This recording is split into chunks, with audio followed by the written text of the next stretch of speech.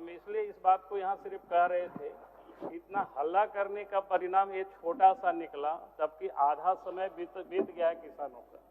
अभी मैं जिसके लिए खड़ा हुआ हूँ सूचना देने के लिए, ये भी कल भी विषय को उठाए थे और आज भी हम इस विषय को उठा रहे हैं। अध्यक्ष महोदय, बड़ा गंभीर विषय है। गंभीर विषय इसलिए है कि हम सबको पता है कि मेडिकल एमबीबीएस में लड़के एडमिशन लेने के लिए काफी मेहनत करते हैं, माँ बाप भी मेहनत करते हैं, और पढ़ाई लिखाई के लिए जब मेडिकल एमबीबीएस के लिए दाखिला के लिए होता है, फॉर्म भरते हैं, परीक्षा देते हैं और रिजल्ट आता है। लेकिन इसमें से मेडिकल काउंसलिंग कमेटी का जो गाइडलाइन है अध्यक्ष महोदय, यहाँ झारखंड में जो इसका क्या बोलते हैं, ये इसको झारखंड संयुक्त प्रतियोगी परीक्षा जो बोर्ड है, ये बड़ा घपला कर रहा है। और इन्होंने इस प्रकार से इस बार घपला किया है कि उसका गाइडलाइन का कोई फॉलो नहीं करता है, और अपने से जिस प्रकार से उसमें इतना ही फॉलो करना था। एग्जाम तो एनटीए लेता है, रिजल्ट वो देता है, फिर झारखंड संयुक्त प्रतियोगी परीक्षा को रिजल्ट भेज देता है, और इसके बाद ये काउंसलिंग करते हैं। लेकिन काउंसलिंग में जो इनका काम था, जो एनटीए ने जो रिजल्ट भेजा, एनटीए का रिजल्ट शीट के साथ इनको अपना लिंक जोड़ना चाहिए, लेकिन उन्होंने लिंक जानबूझ करके नहीं जोड़ता है। और नहीं जोड़ने के कारण क्या होता है, लड़के बाद में कोई गलत सर्टिफिकेट सबमिट करता है, कोई आवासीय गलत करता है, कोई जातीय गलत करता है। ऐसे दर्जनों बच्चे प्रभावित हुए, जांच की हुआ है, उसमें से रिपोर्ट भी आया है अध्यक्ष महोदय। इसीलिए मैं ये मांग करता हूं कि भाई ये जो इनको क्या बोलते हैं, एनटीए के पोर्टल से सिर्फ क्या करना था, ये झारखंड संयुक्त प्रतियोगी परीक्षा, इनको अपना पोर्टल से इसको लिंक कर देते तो ये गड़बड़ी नहीं होता। लेकिन उन्होंने जानबूझ करके नहीं लिंक किया, ताकि कुछ लोगों को लाभ पहुंचाना के लिए। और इसीलिए मैं मांग करता हूं सरकार से, जो शीर्ष अधिकारी है झारखंड संयुक्त प्रतियोगी परीक्षा बोर्ड के, उन लोगों को तत्काल वहां से हटावे और संपूर्ण काउंसलिंग को रद्द करके फिर से काउंसलिंग करावे, उसको लिंक से जोड़ करके, और पूरे मामले की जांच सीबीआई से करावे। ये सरकार, यहाँ संसदीय कार्य मंत्री उपस्थित हैं, मुख्यमंत्री उपस्थित हैं, ये गंभीर सवाल है अध्यक्ष महोदय, क्योंकि इतनी संख्या में बच्चे, गरीब के बच्चे, वो भी रिजर्व कैटेगरी के बच्चों के साथ ये छल हो रहा है। ये हमारा डिमांड है, सरकार के संज्ञान में ला रहे हैं। और फिर अगर आप इस पर कार्रवाई नहीं करेंगे तो फिर हम लोग यही करेंगे, हंगामा करेंगे, क्या करेंगे, हम लोगों के पास और कोई रास्ता नहीं। बहुत बहुत धन्यवाद। माननीय डॉक्टर कुशवाहा शशिभूषण मेहता। धन्यवाद महोदय। मेरा जो प्रश्न है महोदय, वो राज्य में बालू की जो किल्लतें हैं उससे संबंधित है महोदय। हमने जो सवाल मंत्री खान एवं भूतत्व विभाग से किए हैं, उससे संबंधित जो प्रश्न का उत्तर आया है वो अस्वीकारात्मक आया है। सवाल यह है कि आज जो जेएसएमडीसी के द्वारा राज्य में बालू घाटों का संचालन की व्यवस्था के दौरान काफी कम दर पर एमडीओ के चयन किए जाने के कारण राज्य को राजस्व का बड़ा नुकसान हुआ है। ये इसमें बोलते हैं कि अस्वीकारात्मक है, नुकसान होबे नहीं किया है। हम अभी जो स्थिति है पूरे राज्य का महोदय, आप देखें पूरे सभी विधानसभाओं में होगा, बाकी विधानसभा पलामू में तो आती है, ये बालू का जो जितने भी ये है सप्लाई का काम है वो थाने को दे दिया गया। थानेदार का काम है सो लॉ एंड ऑर्डर का नहीं रह गया, बल्कि जितने भी ऐसो ट्रैक्टर वाले हैं, बिचौलिए हैं, उन तमाम लोगों का सूची बना करके उनको बालू चलवाने का रह गया। और इसके साथ साथ जो भी बालू मिलना चाहिए काफी ऊंचे दामों पे मिल रहा है, और जो ब्लैक से मिल रहा है तो फिर ऐसो सरकार है सो उसको जो राजस्व मिलना चाहिए, जो सरकार के सिस्टम के अनुसार होना चाहिए, उसके अनुसार नहीं मिल रहा है। मैं सरकार से ये जानना चाहूँगा, मंत्री महोदय से जानना चाहूँगा आपके माध्यम से महोदय, कि क्या है ये आसानी से बालू है कम दाम पर मिलेगी, और या फिर है इसी प्रकार से ब्लैक में लोग ले करके अपना ये जो 300 रुपये मिलता था पहले ट्रैक्टर है बालू, अब आज है सो 7,000 मिल रहा है, क्या इसी प्रकार चलेगा? इसको मैं जानना चाहता हूँ। माननीय मंत्री। अध्यक्ष महोदय, माननीय सदस्य का जो पूरक विषय है वो पूरक विषय को छोड़कर अन्यत्र भी चले गया महोदय। उनका पूरक विषय हम बोल देते हैं महोदय, जवाब भी हम दे देते हैं। उनका कहना है कि महोदय कि बालू घाटों की संचालन की व्यवस्था में एमडीओ का जो चयन किया गया है, जिसके चलते राज्य की बड़ी राशि का राजस्व का नुकसान हुआ है, ये उनका पूरक है महोदय। तो शायद माननीय सदस्य को इस बात का ज्ञान तो होगा ही कि एमडीओ जो चुनाव सिलेक्शन हुआ उसमें राज्य सरकार का कोई राजस्व का नुकसान नहीं हुआ महोदय, बल्कि राज्य सरकार को फायदा हुआ है। इसलिए उनकी सवाल का जवाब अस्वीकारात्मक दिया हुआ है महोदय। क्योंकि जितनी कम दर में हम एमडीओ का चयन किए तो राज्य सरकार को पेमेंट देना है महोदय, तो राज्य सरकार कम से कम दर में पेमेंट किया तो राज्य का राजस्व का प्राप्ति हुआ महोदय, राज्य का नुकसान कहां हुआ राजस्व का महोदय। दूसरा, खंड 2 में उनका जो है महोदय कि भाई 2017 के बनिस्पत अभी जो बालू के अवैध खनन हो रहा है, उत्खनन हो रहा है, चोरी हो रहा है, जितना राज्य को राजस्व नहीं मिलता है उतना अन्य लोगों को राजस्व मिलता है। तो शायद इस बात का ज्ञान या बोध भी हम उनको करा दें माननीय अध्यक्ष महोदय आपके माध्यम से, कि हमारी सरकार दोनों हाथ लेकर के राज्य की जनता के प्रति कृत संकल्प है कि लोगों को पिछले विधानसभा में भी बालू कैसे मिले, इस दिशा में हमारी सरकार सुनिश्चित किया है महोदय। और आपको बताते हुए हर्ष हो रहा है महोदय कि जहां पर राज्य सरकार ने 374 घाट महोदय, 374 घाट पूरे राज्य में महोदय केवल 100 रुपया में 100 सीएफटी बालू दे रही है, केवल 100 रुपया में 100 सीएफटी बालू मुहैया करा रही है महोदय। तो कहीं से भी आंकड़े कहां से लाए हैं महोदय कि थानेदार का वगैरह वगैरह की कहां से आंकड़े लेकर आए हैं? तो माननीय सदस्य इस बात को जानकारी देंगे महोदय। धन्यवाद महोदय। सबसे पहले तो माननीय मंत्री जी के इस वर्ड का कि ज्ञान और अज्ञान का, इसकी हम निंदा करते हैं। जहां तक ज्ञान की बात है महोदय, आप मंत्री महोदय से कम पढ़े लिखे हम नहीं हैं। हाँ, हम भी AA, PhD, LLB सब हैं, लेकिन ज्ञान शब्द नहीं है तो यहाँ पर आना चाहिए था। जो सवाल हमारा है निश्चित रूप से पूरक सवाल हम बाद में पूछने की सोच करके हमने नहीं किया था। हमारा ये सवाल है कि अगर ये आया है तो राजस्व का नुकसान नहीं हुआ है, फाइन से ज्यादा नहीं आया है, तो इसको ये जो राशि आई है उसको सार्वजनिक करना चाहिए था। लोड कर दें हंसुए में, सब लोग पब्लिक देखे करेगा, उसको सदन में पटल पर रखना चाहिए। वो रखे सर ये मंत्री महोदय, सरकार उसको रखे। और इसके साथ साथ ये जो जितने भी ये लिखे हुए हैं एमडीओ क्या स्थिति में है पूरे झारखंड में है, तो सबको मालूम है क्या स्थिति में है। आप देखिए अभी लिखा हुआ है कि वर्तमान में सैंड माइनिंग रूल्स है 2025 लागू है, जिसके तहत बालू घाटों की नीलामी की जा रही है। 6 साल से तो हम लोग यही देख रहे हैं। बालू आज जो स्थिति है, हम लोग बिहार से बालू ला करके पूरे ये उपयोग कर रहे हैं, लोग कंस्ट्रक्शन का काम कर रहे हैं। तो कौन किस तरह के ये सरकार कर रही है, कितना घाट आया, कहाँ से डाटा ले आए। तो डाटा से पेट नहीं भरने वाला है महोदय। डाटा से लोगों का ये घर मकान नहीं बनेगा, आवास नहीं बनेगा, प्रधानमंत्री आवास नहीं बनेगा। डाटा केवल दे देने से नहीं होता, बड़का डाटा तो सरकार छपवाते रहती है। लेकिन अभी जो स्थिति है, चले जाइए कहीं भी, रात में सो नहीं पाते हैं लोग, ऐसे पूरे ये गांव में लोग ऐसे रात रहते हैं। पूरक में आप इसको पूरक यही है महोदय कि अगर ये बालू का फाइन से ज्यादा नहीं मिला है, फाइन तभी मिला सरकार को मिला फाइन जब अवैध बालू ढुलाई हुआ। तो जब वो नहीं हुआ है तो उसका सार्वजनिक कर दे सरकार, सार्वजनिक करें। लेकिन यह ज्ञान अज्ञान वाली बात है, सदन में नहीं होना चाहिए महोदय। और पढ़ाई लिखाई की बात यहाँ नहीं होना चाहिए, पढ़ाई लिखाई कोई कम नहीं पढ़ा लिखा है। माननीय मंत्री जी और प्रश्न सुने ना पूरा। माननीय अध्यक्ष महोदय, हमने ज्ञान की बात नहीं की, ज्ञात कराना चाहेंगे महोदय, जानकारी देना चाहेंगे। हमने ये कहा महोदय ज्ञात कराना चाहेंगे महोदय, ज्ञान नहीं, हम ज्ञात कराना चाहेंगे महोदय। ठीक। अब दूसरी बात उन्होंने माननीय सदस्य महोदय ने जो कहा अध्यक्ष महोदय कि एमडीओ का पूरे राज्य में यही स्थिति है, तो फिर माननीय सदस्य को कहेंगे कि एमडीओ का मतलब क्या होता है, वो आप भी जानते हैं, और नहीं हो जानते हैं तो मैं बता देना चाहता हूं कि एमडीओ का मतलब होता है mines developer operator and operator. तो सरकार चयन की है महोदय, तो सरकार चयन के सरकार जब ओपन टेंडर हुआ महोदय, जिला में निविदा निकला कि भाई एमडीओ के लिए कौन कौन पार्टिसिपेट करेंगे।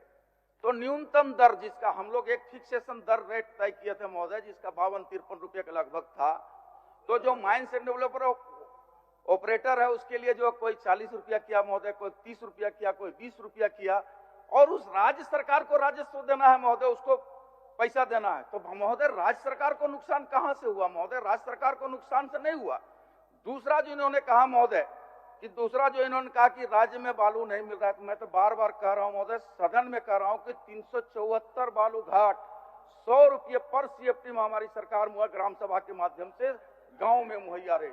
तीसरा जो इन्होंने कहा महोदय, तीसरी बात जो इन्होंने कहा, पहले 1 मिनट जवाब तो सुन लीजिए महोदय, जवाब सुन लीजिए, जवाब के बाद आप आइए ना, जवाब के बाद ईमानदारी पूर्वक पहले आप बैठिए। मान्य सदस्य खैर से सुनिए ना पहले। शशिभूषण जी, दूसरी बात जो मैं कह रहा हूं महोदय, तीसरी बात जो इन्होंने कहा कि भाई बालू घाटों की नीलामी नहीं हो रही है, तो फिर कहेंगे महोदय ज्ञात कराना चाहेंगे।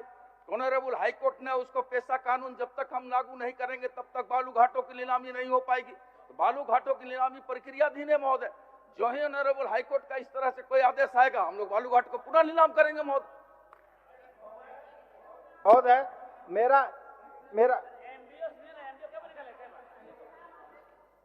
अध्यक्ष महोदय, माननीय मंत्री जी बात को तो अच्छे ढंग से लच्छेदार ढंग से रख रहे हैं। झारखंड की जनता को उससे लेना देना नहीं है अध्यक्ष महोदय। झारखंड में किस जिले में, किस शहर में, किस गांव में 100 रुपया CFT बालू मुहैया होता है, आप सभी यहाँ माननीय सदस्य बैठे हैं, सरासर ये गलत है, नंबर 1।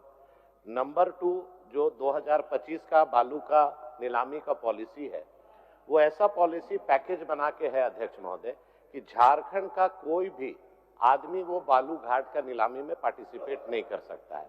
फिर दिल्ली और मुंबई के लोग आएंगे। तीसरा, अगर बालू घाट का नीलामी नहीं हो रहा है तो पेशा कानून के लिए ऑनरेबल हाईकोर्ट अगर इनको इंस्ट्रक्शन दिया है तो ये काम सरकार का ना है अध्यक्ष महोदय, पेशा कानून किस स्थिति में करें। आम इन माननीय सदस्य का सिर्फ इतना प्रश्न है कि बालू का अवैध कारोबार चल रहा है, पॉइंट नंबर 1। दूसरा, बालू आम जनता को, गरीब को, अगुआ आवास हो, प्रधानमंत्री आवास हो, अपना घर मकान बनाना, किसी को अध्यक्ष महोदय 100 रुपया CFT, मतलब ट्रैक्टर 200 रुपया में 200 CFT होता है। तो आज इतने बड़े सदन में इस तरह का गुमराह करने वाली बात अगर माननीय मंत्री करेंगे तो कोई भी सदस्य को पीड़ा होगी, और ये पूरा झारखंड देख रहा है कि 100 रुपया CFT में कहां मिल रहा है। इस तरह का जो बयान देना सरासर गलत है अध्यक्ष महोदय। महोदय आप भी बोल लीजिए। महोदय आप भी बोल लीजिए जी, एक के बार जवाब दिलवा देते हैं, बोल लीजिए जी। ये कहाँ 100 रुपया मिल रहा है महोदय? ठीक, वो भी जवाब देंगे, वो भी जवाब देंगे। आप भी बोलिए, आप भी बोल लीजिए। ये 325 बालू घाटों का झारखंड में नीलामी हो चुका है, 100 रुपये CFT उपलब्ध है, हम लोग सुन लिए। लेकिन पलामू में कितना, कौन कौन घाट है जो 100 रुपया में मिल रहा है, थोड़ा उसकी सूची उपलब्ध करा दें। 1 नंबर। महोदय दूसरी बात महोदय, दूसरा सवाल यह है कि अगर अवैध बालू का खनन नहीं हो रहा है और अवैध लूट नहीं हो रहा है, फाइन नहीं लोग जमा कर रहे हैं, तो फाइन से कितना पैसा मिला सरकार को, और ये MDO से कितना मिला, इनका 325 वाला में से पलामू से कितना मिला, इसको बता दें। हम समझते हैं कि ये दुगना है तो फाइन से मिला, इसलिए कि प्रतिदिन ऐसी है, और ये आंकड़ा वाला बात है तो हवाई है, इसके अलावा कुछ नहीं है। हम सरकार से ही मांग करना चाहते हैं कि पलामू में जितने बालू है सो अभी बिहार से आ रहे हैं, यूपी से आ रहे हैं, ऊंचे दाम पर 35,000 रुपया में एक हाईवा मिल रहा है, उसको आप बंद करवाएं और आसानी से इजी वे में लोगों को 400-500 रुपए तक जो पहले मिलता था ट्रैक्टर बालू उपलब्ध कराने का काम करें महोदय। और जितना है सो कहिए कि लूट मचा हुआ है गाँव में, ऐसे कई थानों में, थाना का कहिए कि एक काम रह गया है, उसको बंद करने का काम करें, उसको नकेल कसने का काम करें। माननीय मंत्री जी एक साथ सबका जवाब दीजिए। एक साथ ही दे रहे हैं महोदय, बशर्ते कि हम तो एकदम पारदर्शी तरीके से जवाब दे रहे हैं महोदय। अब उनका एक अंतिम पूरक आया है महोदय कि राज्य में जो 274 हमने कहा कि 100 रुपया में 100 CFT बालू मिल रहा है गांव में, तो वो कह रहे हैं कि पलामू में कहाँ मिल रहा है, कितने घाट है। मैं आंकड़ा बता देता हूं महोदय उनको कि पलामू में 71 घाट है महोदय, सबसे बेसी राज्य में पलामू में ही 71 घाट है, जो 100 CFT 100 रुपया में सरकार मुहैया करा रही है महोदय। अब दूसरा इनका जो एक पूरस था कि बनारस से आ रहा है, बड़े लोग बेहतर बालू क्वालिटी कंप्रोमाइज नहीं करते हैं तो बाहर से भी ला रहे हैं महोदय। अब उसमें हम लोग कोई क्या कर सकते हैं महोदय, लेकिन 71 घाट पलामू में 100 रुपया पर 100 CFT इनको बालू मुहैया करा दिया जा रहा है महोदय। राज सिन्हा जी, मान्य सदस्य राज सिन्हा जी, बट हो राज सिन्हा जी। अध्यक्ष महोदय, राज सिन्हा जी पूछिए। अध्यक्ष महोदय, मेरा प्रश्न, और स्वास्थ्य विभाग अध्यक्ष महोदय कितना महत्वपूर्ण विभाग है अध्यक्ष महोदय, और ये भ्रष्टाचार का बहुत बड़ा अध्यक्ष महोदय जीता जागता नमूना है। कल हमारे माननीय नेता प्रदीप यादव जी ने आरोप लगाया था अध्यक्ष महोदय माननीय स्वास्थ्य विभाग पर 25 करोड़ के घोटाले का अध्यक्ष महोदय। मैं केवल सपोर्ट में इस प्रश्न को रख रहा हूं अध्यक्ष महोदय। वहां पे बुजुर्गों के लिए ऑर्थोपेडिक कैलिपर्स खरीदने के लिए टेंडर निकला अध्यक्ष महोदय, और इसके जगह पर मापी करने वाला यंत्र खरीद के अध्यक्ष महोदय वह सप्लाई कर दिया गया। ये पूरे सदन के लिए अध्यक्ष महोदय ये चिंता का विषय होना चाहिए, चाहे पक्ष हो चाहे विपक्ष हो, ये किस प्रकार से कार्य प्रणाली चल रही है अध्यक्ष महोदय, इस बात का जीता जागता नमूना है। और हमने जो प्रश्न किया अध्यक्ष महोदय वही रटा रटाया घिसा बिटा जवाब कि सिविल सर्जन धनबाद के पत्रांक इतना तारीख को सूचित किया गया है कि इस मामले में जांच कमेटी का गठन कर लिया गया है, जांच प्रक्रियाधीन है। अध्यक्ष महोदय, इससे बड़ा दुर्भाग्य क्या होगा अध्यक्ष महोदय, पैर में लगाने वाला बुजुर्गों को अगर कैलिपर्स के लिए, बुजुर्गों के घुटने के लिए यंत्र का टेंडर हुआ अध्यक्ष महोदय, और इंजीनियरिंग में मापी करने वाला वो यंत्र खरीद के सप्लाई कर दिया गया। अध्यक्ष महोदय, मैं जानना चाहता हूँ आपके अध्यक्ष माध्यम से अध्यक्ष महोदय, कि यह कहा गया ना कि बिल्ली के हाथ में रखवाली दे दिया गया वो मक्खन का कि तुम रखवाली करो। वहां के आदमी, वही सिविल सर्जन जो वहां के पदाधिकारी लिप्त है इस कार्य में अध्यक्ष महोदय, वो सूचित करते हैं कि जांच कमेटी पर बैठा दिए गए, प्रक्रियाधीन है और आने पर सूचित किया जाएगा। अध्यक्ष महोदय, मैं जानना चाहता हूं कि पहले तो वैसे पदाधिकारियों को सीधे सीधे वहां से जब मामला आ गया संज्ञान में तो उनको निलंबित करना चाहिए और किसी दूसरे एजेंसी से उसका जांच कराना चाहिए अध्यक्ष महोदय। और यह कैसे मान लिया जाए कि केवल एक ही है, तो इसका मतलब कि ये प्रक्रिया, ये पकड़ाया तो जानकारी मिला। अध्यक्ष महोदय, ये तो लगातार चल रहा होगा और भी सप्लाई में किया गया होगा, तो वैसे क्या एजेंसी को हम इमीडिएट ब्लैक लिस्टेड करें, वहां के तमाम पदाधिकारियों को उस कार्य से हटाएं? इतना उत्तर ले लेते हैं माननीय मंत्री जी, माननीय स्वास्थ्य मंत्री जी। सर, राज सिन्हा जी का मैं काफी रिस्पेक्ट करता हूं सर, और इनको बेस्ट विधायक का पुरस्कार भी मिला है, मैं अपनी ओर से इनको धन्यवाद देता हूं। लेकिन सर, मैं बधाई दिया हूं आपको, लेकिन सर कभी कभी अफसोस होता है कि इतने जानकार हमारे विधायक साथी इतनी छोटा सा मामला को लेकर इतना तिल का ताड़ आपने बना दिया महोदय। मैं आपको बताना चाहता हूं सर कि ऑर्थोपेडिक कैलिपर्स जो होता है महोदय, वो नी के सपोर्ट के लिए दिया जाता है महोदय, खास करके जो ओल्ड एज लोग होते हैं उनको हम लोग देते हैं। धनबाद में इसकी टेंडर हुई महोदय 3/7/2024 को, जब मैं मंत्री नहीं था महोदय। मैं आपको बता दूं, निविदा की कुल राशि महोदय मात्र 2,48,500। उसमें जब इनका प्रश्न आया, हमने जांच किया, थ्रोली हमने जांच किया और हमने विभाग को बताया कि क्या मामला सच बताओ, तो मालूम चला महोदय कि ये कोई टेंडर नहीं हुआ, कोई निविदा नहीं हुई। जेम पोर्टल पर निकाला गया एक सामग्री जो लिस्ट में होता है, 10 सामग्री निकाला गया जिसमें एक ये भी था, तो वर्नियर कैलिपर्स खरीद लिया महोदय। तो हमने फिर भी कहा कि नहीं, इसकी जांच होनी चाहिए, जो कहा है, जो डिमांड हमारा था वो परचेज होना चाहिए था, लेकिन गलती से वर्नियर कैलिपर्स जो नापी किया जाता है वो खरीद लिया, लेकिन वो भी एक पार्ट है महोदय। तो फिर मालूम चला कि क्या बात है, तो वहां पे मालूम चला कि एक पदाधिकारी है लालदेव रजक, वो विभाग को गुमराह कर रहा है। ये डीसी के पास भी गया था पहले, उसके बाद हमारे पास भी आया था किसी के थ्रू से, किस तरह ऐसा हो रहा है। उसके बाद माननीय हमको लगता है विधायक जी के पास गया और विधायक जी ने इस प्रश्न को लाया। मैं साफ साफ कहना चाहता हूँ, ये हेमंत सोरेन जी की सरकार है, महागठबंधन की सरकार है, या किसी भी तरह की घोटाला हम बर्दाश्त नहीं करेंगे। और महोदय, इसको देखते हुए हमने जांच का आदेश दिया। मैं बता देता चाहता हूँ महोदय, हमने जांच के आदेश दिए हैं और 5/12/2025 और आज बताइए, आज 9 तारीख महोदय, जांच का आदेश हमने दिया है और वी हैव टू वेट। हम जांच का रिपोर्ट हम मंगा लेते हैं, उसके बाद अगर जो भी दोषी होगा महोदय उस पर हम कार्रवाई करेंगे। ठीक है राजसिन्हा जी। अध्यक्ष महोदय, माननीय मंत्री जी थे नहीं है, यह विभाग पे मैंने प्रश्न उठाया है। मैं कोई इरफान अंसारी जी पर मेरा प्रश्न नहीं है, जो उन्होंने कहा कि मैं मंत्री नहीं था। और छोटी राशि, अध्यक्ष महोदय, छोटी राशि है तो वो गड़बड़ी हुई तो उस पर संज्ञान नहीं लेंगे क्या? यह विषय नहीं है अध्यक्ष महोदय। मेरा कहना है अध्यक्ष महोदय कि यह कितनी बड़ी लापरवाही है। ये अध्यक्ष महोदय, ये टेंडर की कॉपी अध्यक्ष महोदय, ये टेंडर की कॉपी, और ये प्रभात खबर में छपा हुआ, ये जो हमको कोरिलेट कर रहे हैं मंत्री जी कि रजक आके संपर्क किया और विधायक जी ने, वह वैसा विधायक नहीं हूं माननीय मंत्री जी।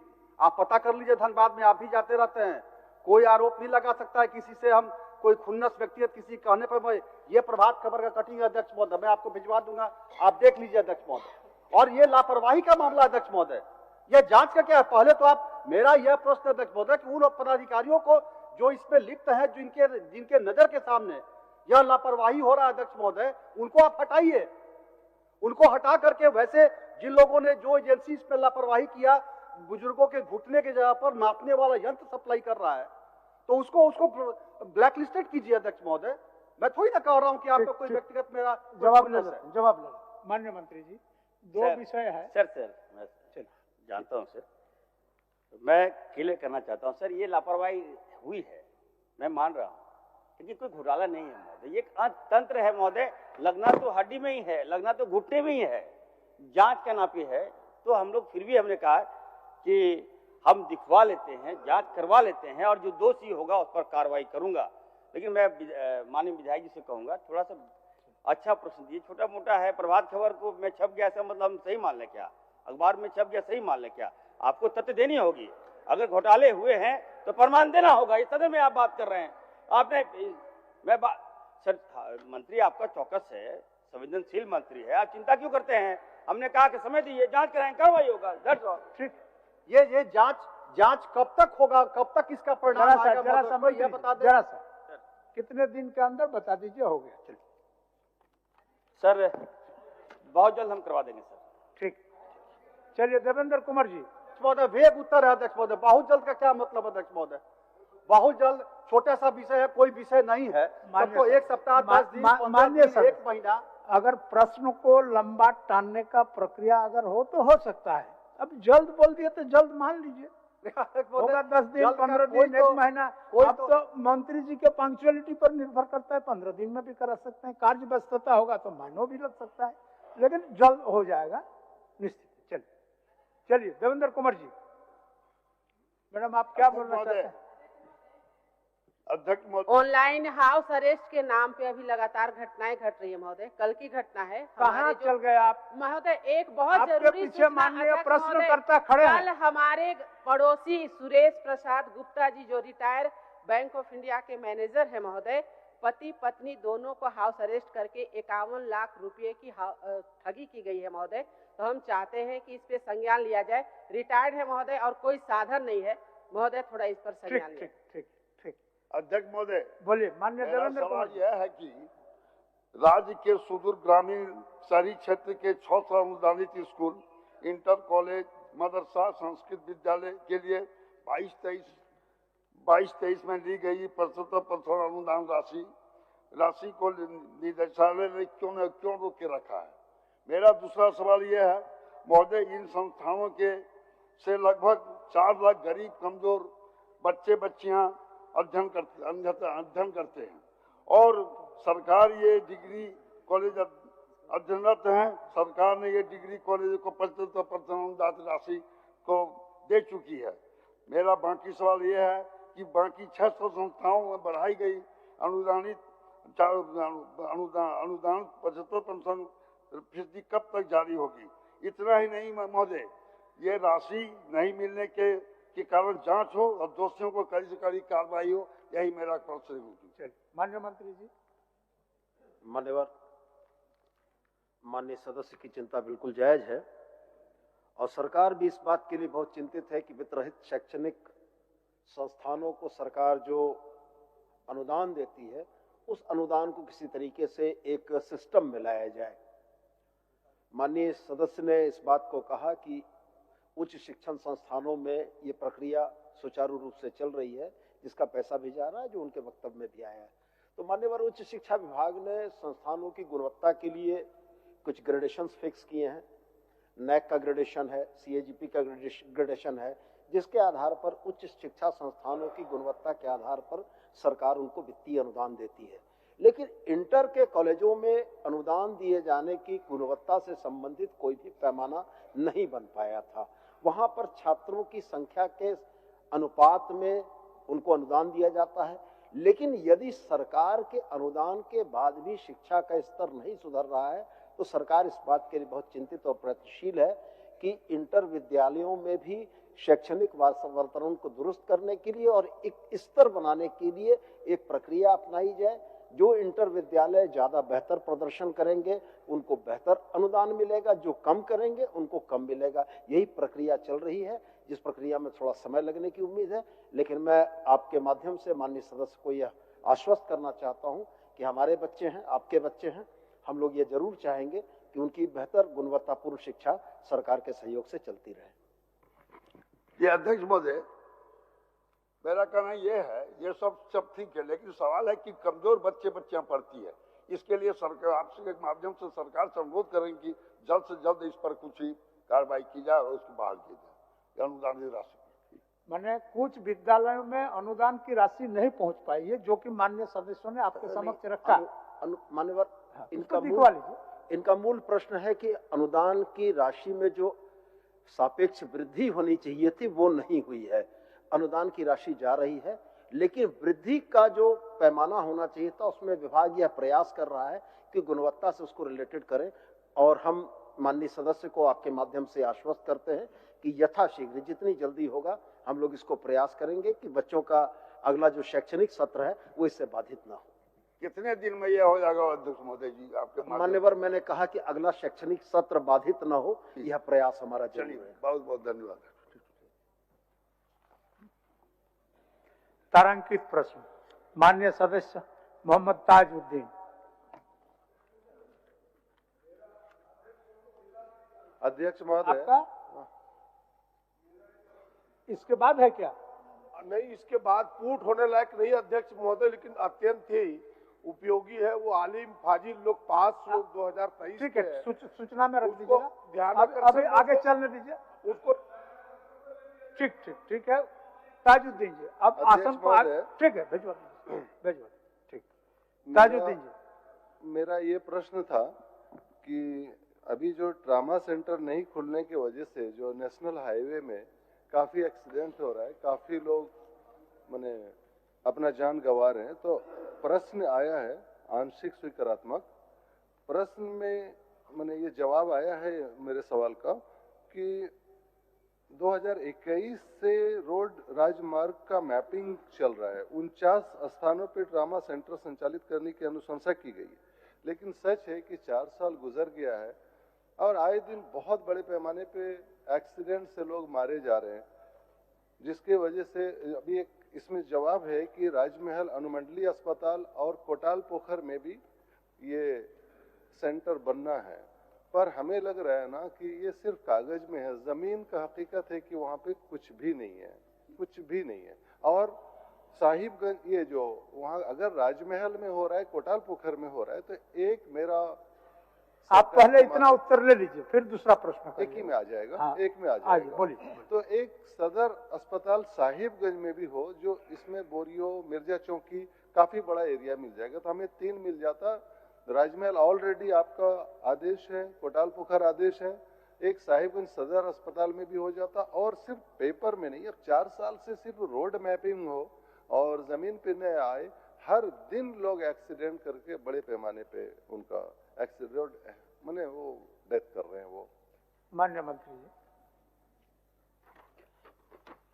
अध्यक्ष महोदय, हमारे साथी विधायक ताज भाई ने जो प्रश्न किया है, निश्चित तौर पर यह गंभीर प्रश्न है और आए दिन हम लोग देखते हैं कि जो घटनाएं होती है एनएच में भी होती है, एनएचआई में भी होती है, तो उसको देखते हुए 2021 में सरकार ने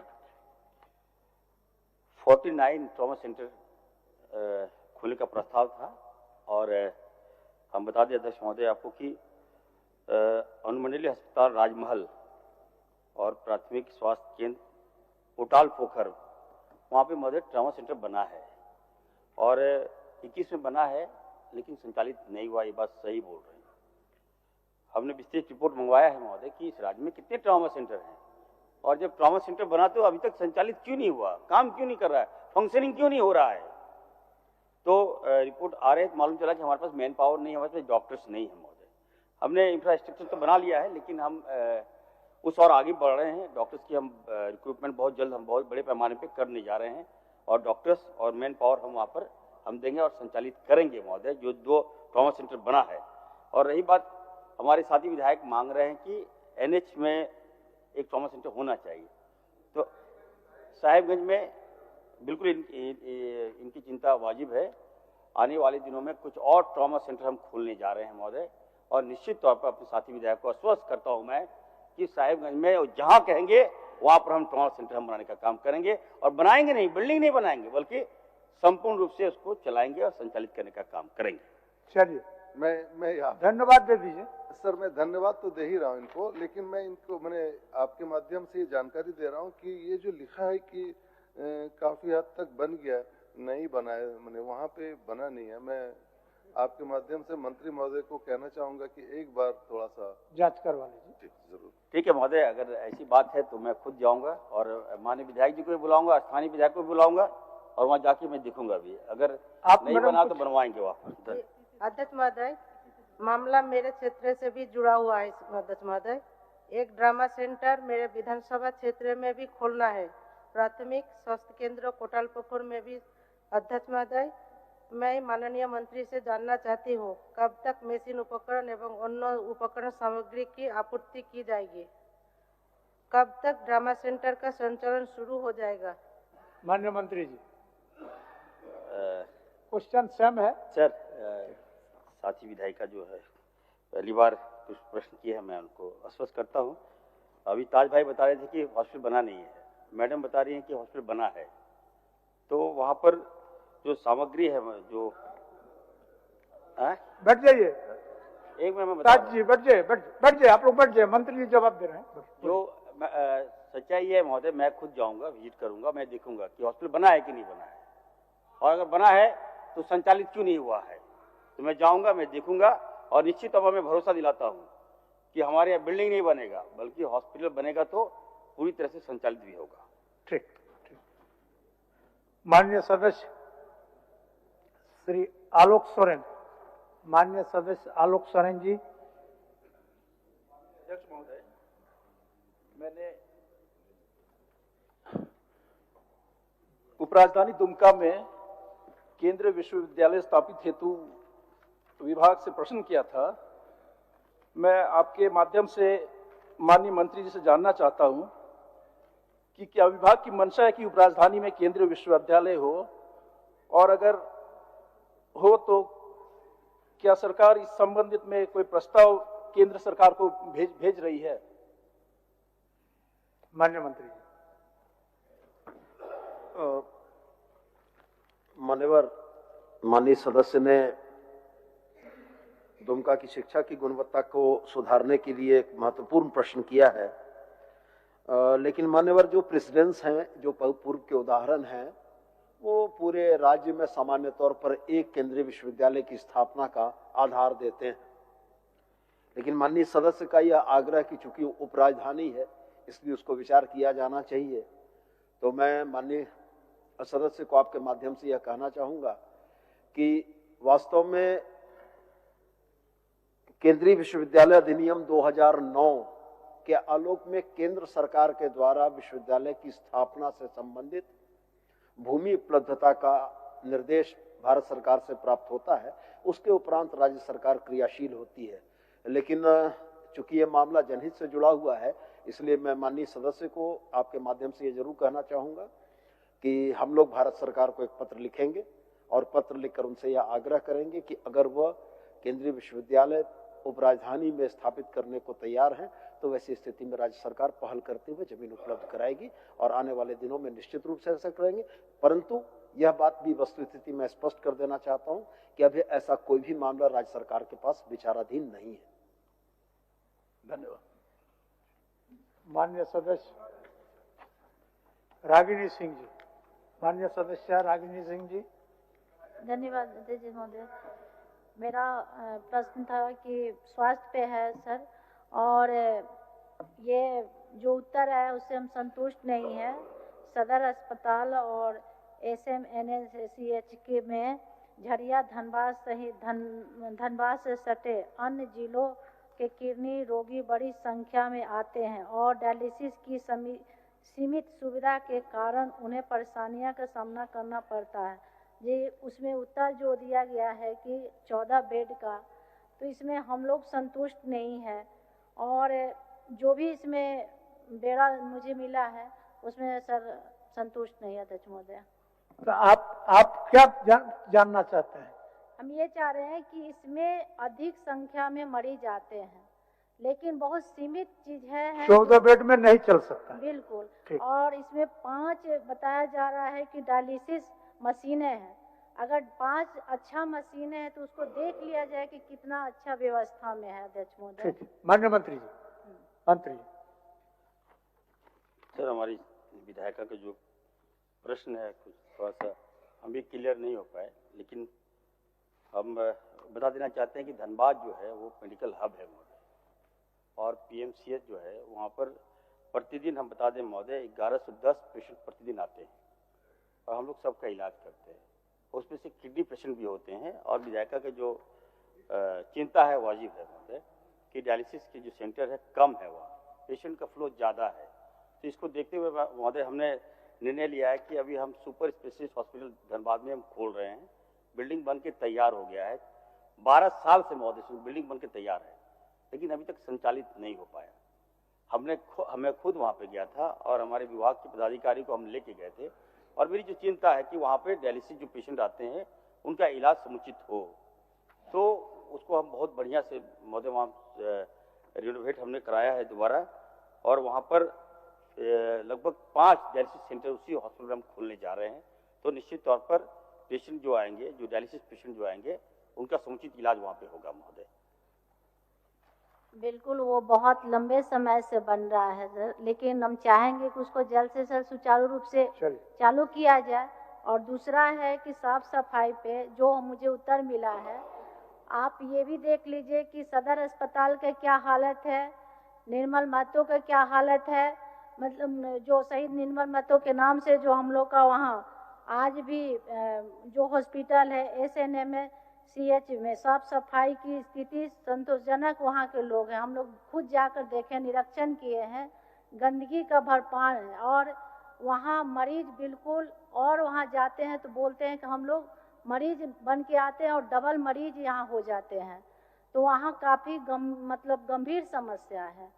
तो हम चाहेंगे कि इस पे विशेष ध्यान देने की जरूरत है, क्योंकि वहाँ एक वही हॉस्पिटल है जो पूरे धनबाद जिला के लोग जाते हैं।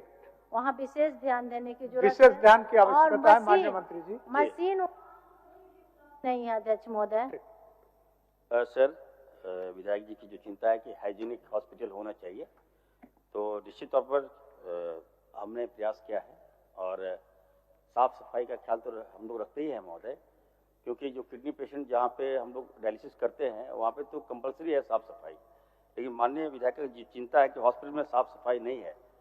तो वो मैं कहना चाहता हूँ महोदय, जो PMCH है धनबाद में, वो काफ़ी पुराना हॉस्पिटल है और हम भी वहाँ पे गए थे। सही में वहाँ पे साफ सफाई का थोड़ा अभाव है, क्योंकि बिल्डिंग पुराना है, पेशेंट ज़्यादा है, पेशेंट का फ्लो ज़्यादा है। तो एक प्रस्ताव अभी हम लोग ला रहे हैं महोदय, जो पुरानी जो बिल्डिंग है उसको हम लोग डिमोलिश करने जा रहे हैं, मैं माननीय विधायक जी को आश्वस्त करता हूँ, वो बिल्डिंग को पूरा पीएफसी जो पुराना बिल्डिंग है महोदय उसको हम डेमोलिश करेंगे, नया बिल्डिंग हम स्थापित करेंगे, ताकि जब लोग आ रहे हैं सरकारी व्यवस्था को हम ठीक कर रहे हैं, बेहतर करके हम दिखाएंगे महोदय। और विधायक जी का हमको सपोर्ट भी चाहिए वह धनबाद में। आप प्रश्न करते हैं तो आप खामियां भी बताइए, हम उसको सुधारेंगे महोदय। साफ सफाई हमारी प्राथमिकता है महोदय, बिल्कुल हाइजीनिक होगा। धन्यवाद महोदय जी। एक बार मेरे साथ जल का निरीक्षण कर लीजिए, फिर आप खुद देख लीजिए कि वहाँ के लोग कैसे रहते हैं, कैसे इलाज कराते हैं। वहाँ जाकर भी बाहर लोग अपना इलाज कराते हैं, बाहर से चेकअप करवाते, कोई मशीन सही तरीके से नहीं है। आज देखिए कि धनबाद में आयुष्मान भारत योजना के तहत जो प्राइवेट से जो डायलिसिस का जो होता है वो भी बंद है, तो गरीब तबके के लोग बहुत परेशान है अध्यक्ष महोदय। इस पे भी आपका विशेष ध्यान होना चाहिए महोदय। मैं आश्वस्त कर रहा हूँ माननीय विधायक जी को कि मैं जब धनबाद जाऊंगा तो मैं विधायक जी को साथ में लेके जाऊंगा, विजिट करूंगा कि कहाँ पर क्या करने की आवश्यकता है, आप मुझे बताइए, मैं वहाँ 100% श्रीमती मंजू काम कुमारी करूंगा। श्रीमती मंजू कुमारी क्या बोली?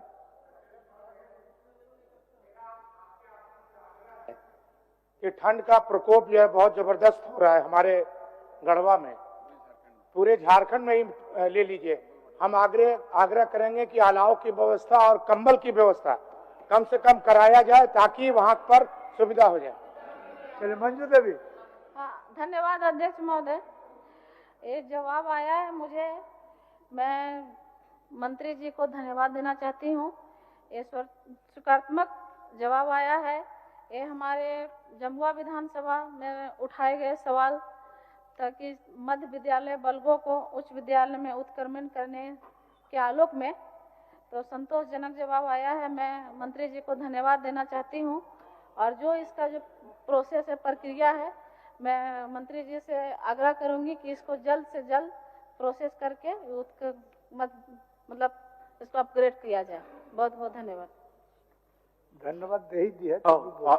आपके माध्यम से उनको भी धन्यवाद। और ये जिला स्तर की प्रक्रिया हम लोग जिला में बैठ के इसके प्रस्ताव को भेज लेंगे और राज्य स्तर पर इसको कर लेंगे। बहुत बहुत धन्यवाद। ठीक, धन्यवाद। ठंडा में मथुरा बाबू उठ रहा है। चलिए विद्यालय महोदय, इसमें सावित्रीबाई फुले योजना का लाभ नहीं मिल रहा, मतलब 10 लाख बच्चियां सफर कर रही है, जो पूर्व में मिलता था। महोदय, सरकार संज्ञान ले और सावित्रीबाई फुले योजना अनुदानित विद्यालयों को भी दिया जाए महोदय पूर्व के बाद, यही मेरा सूचना। ठीक, संज्ञान में ले लीजिए। माननीय सदस्य श्री अमित कुमार यादव जी। बड़ा गंभीर मामला है अध्यक्ष महोदय। आपको ज्ञात होगा कि 2014 में जब रघुवर दास जी की सरकार थी झारखंड में, तो पूरे राज्य में 81 विधानसभा में 81 डिग्री कॉलेज और 81 पॉलिटेक्निक कॉलेज खोले गए थे अध्यक्ष महोदय। और 81 के 81 डिग्री कॉलेज और पॉलिटेक्निक कॉलेज बनकर तैयार है अध्यक्ष महोदय। इसमें गंभीर विषय जो है कि 2024 में हमारे यहाँ बरकट्ठा में जो कॉलेज है डिग्री कॉलेज, उसमें नामांकन ले लिया गया अध्यक्ष महोदय। हमारा आग्रह है आसन से कि जब कॉलेज में कोई प्रोफेसर नहीं है, कोई क्लर्क नहीं है, कोई चपरासी नहीं है, कोई स्टाफ नहीं है, तो आप बच्चों का एडमिशन कॉलेज में लेकर के उन बच्चों का फ्यूचर खराब कर रहे अध्यक्ष महोदय। या तो अगर आपके पास क्षमता नहीं था तो आपको एडमिशन नहीं लेना चाहिए था, और अगर आपने एडमिशन लिया तो वहां पे लेक्चरल देना चाहिए था अध्यक्ष महोदय। आज के दिन में जो भी बच्चे वहां पे एडमिशन लिए, एक दिन भी कॉलेज नहीं जा पाए अध्यक्ष महोदय। इतना गंभीर मामला है। इसमें अध्यक्ष महोदय सरकार का जवाब आया है कि वहां पे प्रिंसिपल की बहाली कर दी गई, प्रिंसिपल क्लास ले रहा है। अध्यक्ष महोदय आप बताइए, प्रैक्टिकल जीवन में आप बताइए अध्यक्ष महोदय कि एक प्रिंसिपल अगर बहाली कहीं पे ले लिया हो गया कॉलेज में, डिग्री कॉलेज में, तो एक डिग्री कॉलेज एक प्रिंसिपल के माध्यम से पढ़ा भी सकता है और सरकारी कार्यक्रम, कागज पत्तर, एडमिनिस्ट्रेशन, झाड़ू पोछा, बाथरूम, लैट्रिन सब साफ कर सकता है। वो सिर्फ एक प्रिंसिपल कर सकता है। हम लोग उत्तर ले लेते हैं, ले लीजिए माननीय मंत्री जी। घंटी आधारित कभी हो कुछ नहीं है। माननीय अध्यक्ष महोदय, माननीय विधायक बरकट्ठा बड़े नाटकीय अंदाज में चीजों की प्रस्तुति करने में बहुत माहिर है। बड़ा नाटकीय अंदाज में प्रस्तुति करते हैं, लगता है जैसे रंगमंच पर नाटक का मंचन हो रहा हो। मान्यवर, होता क्या है, बहाली की प्रक्रिया इस राज्य में कैसे होती है वह इस सदन ने देखा है, इस सभा सौध ने देखा है, और यह भी देखा है कि हर मिनट में सीबीआई जांच और कोर्ट तक जाने की धमकी देने वाले इस प्रतिपक्ष ने इस राज्य की बेहतरी के लिए कहां कहां रोड़े अटकाए हैं, उसका भी गवाह यह सदन रहा है। वास्तव में यह बात सही है कि उच्च शिक्षा शिक्षकों और शिक्षकेतर कर्मचारियों की कमी से जूझ रही है। माननीय विधायक सदन में आते हैं, बिल्डिंग जब बनकर पूर्ण हो गई है तो यह दबाव पड़ता है कि आप कॉलेज कैसे भी चालू करा दीजिए। संबंधित शिक्षा मंत्री भी यह देखते हैं कि माननीय विधायक के क्षेत्र का मसला है, चीजों को निरंतरता दे देनी चाहिए। अब निरंतरता दे देने के लिए अगर शिक्षक और शिक्षकेतर कर्मचारियों का फीसद हमारे पास जो सैंक्शनिंग स्ट्रेंथ है 100 और उसके जगह अगर 30 है तो उसी में बांट के देंगे। यही परिस्थितियां बनी। पिछले कार्यकाल में भवन पूर्ण होने के बाद इस बात का दबाव था कि कैसे भी करके चालू कर देना है। प्रभारी प्राचार्य की एक नियुक्ति की गई, कुछ बच्चों ने दाखिला लिया, लेकिन सर आप भी और ये सदन भी इस बात को पूरी गंभीरता से जानता है कि या शिक्षा मंत्री या माननीय मुख्यमंत्री या यह आसन भी अगर चाह लेगा कि हमको 3 महीने के अंदर बहाली कर देना तो वो संभव नहीं है। तो हम इतना ही कहेंगे कि इतने दिनों तक आपने धैर्य रखा है, 2014 से बनते हुए अगर 2025 हो गया है तो 1 आध साल और इंतजार कर लीजिए। सरकार ने बड़ा स्पष्ट उत्तर दिया है कि रिस्ट्रक्चरिंग कर रहे हैं और रिस्ट्रक्चरिंग करके जितनी जल्दी होगा जेपीएससी को अधियाचना भेजकर वहां पर शिक्षकों की बहाली कराएंगे और बच्चों का पठन पाठन निरंतर और सुचारू कराएंगे। आपके माध्यम से मैं उनको आश्वस्त करता हूं। अध्यक्ष महोदय, माननीय मंत्री जी का जवाब बहुत ही अच्छा रहा। कानूनी प्रक्रिया, संविधान, नियमावली, किसी चीज को छिपाए नहीं वही तो बोल रहा, नियमावली के साथ सीबीआई के साथ सब कैसे बहाली होता उन्होंने बताया। अध्यक्ष महोदय, आपके माध्यम से एक बात बताना चाहते हैं कि नियमावली, प्रक्रिया, सब कुछ ये प्रोसेस सब कुछ ठीक है, लेकिन जो बच्चे का एडमिशन हुआ अध्यक्ष महोदय, उनको आपने क्या नियमावली बताया था क्या पहले कि आपको इस नियम से गुजरना पड़ेगा? सरकार की ये व्यथा है, विपक्ष का ये व्यथा है, अमित यादव जी का ये व्यथा है, माननीय मुख्यमंत्री जी का ये व्यथा है। उन बच्चों का क्या गलती था अध्यक्ष महोदय जिसका आपने एडमिशन कराया? उनको तो नियमावली से कोई लेना देना नहीं है। आज राज्य में बच्चों को छात्रवृत्ति नहीं मिल रहा है, भारत सरकार दोषी है, राज्य सरकार दोषी है, लेकिन हमारे राज्य के बच्चे, ये भी तो हमको देखना पड़ेगा अध्यक्ष महोदय। आज जिसका एडमिशन लिया गया वो हमारे राज्य के बच्चे हैं, उसका पठन पाठन कैसे हो, ये सरकार का जिम्मेवारी, चाहे पक्ष हो चाहे विपक्ष हो, ये हम सभी की जिम्मेवारी है अध्यक्ष महोदय। माननीय अध्यक्ष महोदय, बड़ी जायज चिंता माननीय बरकट्ठा विधायक ने की है। कोई तत्कालीन व्यवस्था अगर हो, सरकार के उत्तर ने यह स्पष्ट किया है कि प्रभारी प्राचार्य की नियुक्ति की गई। मैं उनकी बात से सहमत हूं कि गुणवत्तापूर्ण शिक्षा नहीं मिल पा रही होगी, क्योंकि अगर शिक्षक और शिक्षकेतर कर्मचारी अपेक्षित संख्या में ना हो तो शिक्षा प्रभावित होती है। तो मैं यह भी कहना चाहता हूं कि यदि माननीय विधायक के जगह उस महाविद्यालय में पढ़ने वाले छात्र के अभिभावकों का यह प्रस्ताव आए तो हम उनको निकटवर्ती विद्यालय में स्थानांतरित करने को तैयार हैं। और दूसरी बात, यह प्रश्न तो बच्चों का नहीं था, यह प्रश्न इस सदन का था। फाइनेंस के रूल ये कहते हैं कि बगैर केंद्रांश के सरकारें राज्यांश विमुक्त नहीं कर सकती। इस सदन में कल मैंने चुनौती देकर कहा था मान्यवर कि जो आंकड़े मैं प्रस्तुत कर रहा हूं, अगर ये आंकड़े गलत हैं तो आप सप्रमाण दीजिए, और आपको लगता है कि हम गलत बोल रहे हैं तो आप एक शिष्टमंडल बनाकर चलिए दिल्ली, जाकर भारत सरकार के समक्ष हम आंकड़ों को रखते हैं, उनसे की गई डिमांड्स को रखते हैं, और अगर वहां से ये निर्देश मिलता है कि हमारे आंकड़े गलत है तब आप इस बात को भूलिएगा। आज स्थिति यह है मान्यवर कि पिछले 2 वर्षों से केंद्रांश का पैसा नहीं मिला। फाइनेंस के रूल हमको इस बात के लिए बाध्य करते हैं कि अगर केंद्रांश नहीं है तो हम राज्यांश नहीं दे सकते हैं।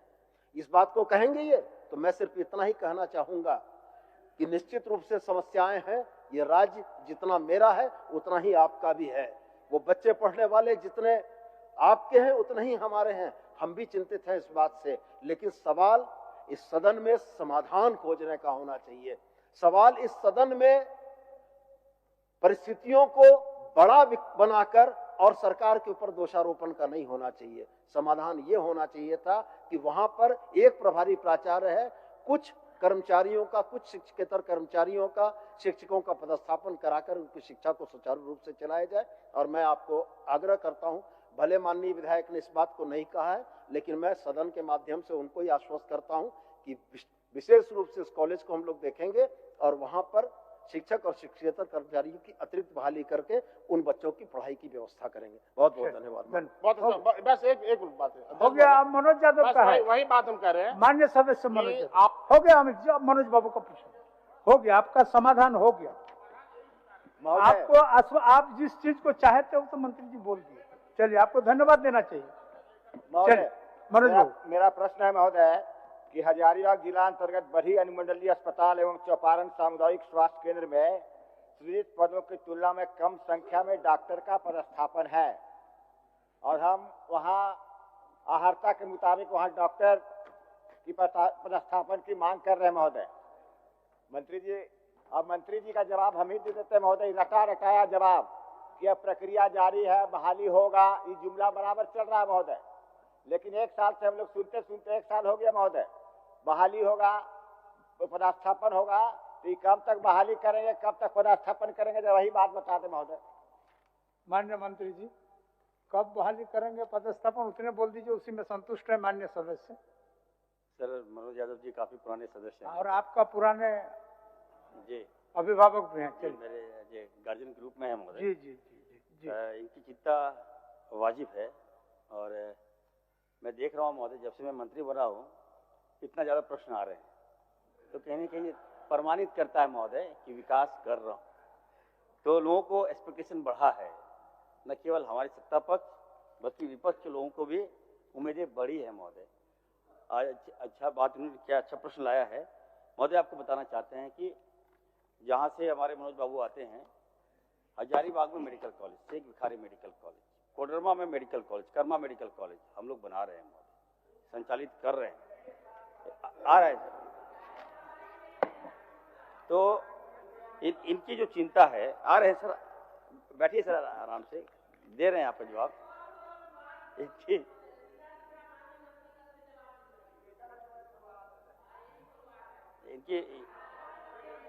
इनकी जो चिंता है महोदय कि बरही में डॉक्टर चाहिए इनको, तो मैं आश्वस्त करता हूं सर कि सदन के बाद बड़ी मुश्किल से महोदय हम डॉक्टर्स को बुला रहे हैं राज्य में। लेकिन कभी कभी खराब लगता है कि हमारे जो साथी लोग हैं, ये लोग सरकारी व्यवस्था को मजाक में लेते हैं महोदय। हेल्थ की व्यवस्था को लोग मजाक में लेते हैं, और परिणाम क्या होता है, खामियां आप दिखाते हैं प्राइवेट सरकारी हॉस्पिटल का। डॉक्टर्स ला रहे हैं, डॉक्टर्स फिर वापस भाग जा रहे हैं। तो बड़ी मुश्किल से महोदय सदन के बाद हम एक और बड़ी नियुक्ति हम करने जा रहे हैं डॉक्टर्स का। निश्चित तौर पर महोदय हमको बता दें कहाँ डॉक्टर चाहिए। मैं विशेष रूप से मनोज बाबू को डॉक्टर दूंगा महोदय। धन्यवाद। चलिए मनोज बाबू, धन्यवाद दे दीजिए। विशेष रूप से आपको डॉक्टर मिलेगा महोदय। हम पूछ रहे हैं, तो रटा जवाब की बहुत जल्दी हम डॉक्टर ला रहे हैं। मनोज बाबू, सदन के बाद, ये सदन समाप्ति होने के बाद ही आपको डॉक्टर देने का बात माननीय मंत्री जी सदन में रखा, तो उस पर भरोसा करना ही होगा। चलिए, महीना होगा, टाइम बॉन्ड होगा, हो गया। सदन समाप्त होने के बाद अब कहे उतना लंबा जाते हैं। चलिए, अगर कर दे तो बहुत अच्छा है। ठीक ठीक। शून्यकाल की सूचना, शून्यकाल की क्या है रामचंद्र जी, बोलिए।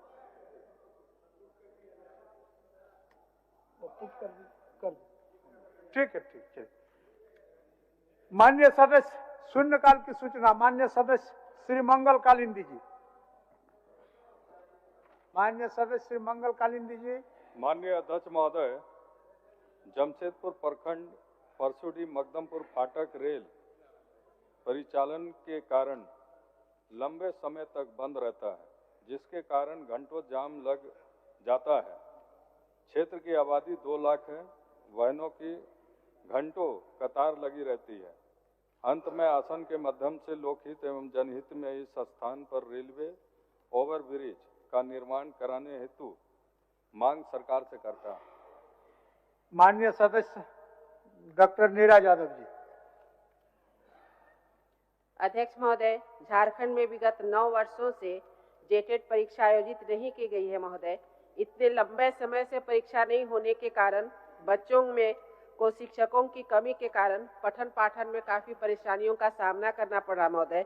अतः मैं सरकार से मांग करती हूँ कि योग्य एवं प्रशिक्षित शिक्षकों की नियुक्ति के लिए जेटेट परीक्षा का आयोजन जल्द से जल्द करवाया जाए महोदय। माननीय सदस्य श्री अनंत प्रताप देव जी। अध्यक्ष महोदय, गढ़वा जिला के भवनाथपुर विधानसभा क्षेत्र अंतर्गत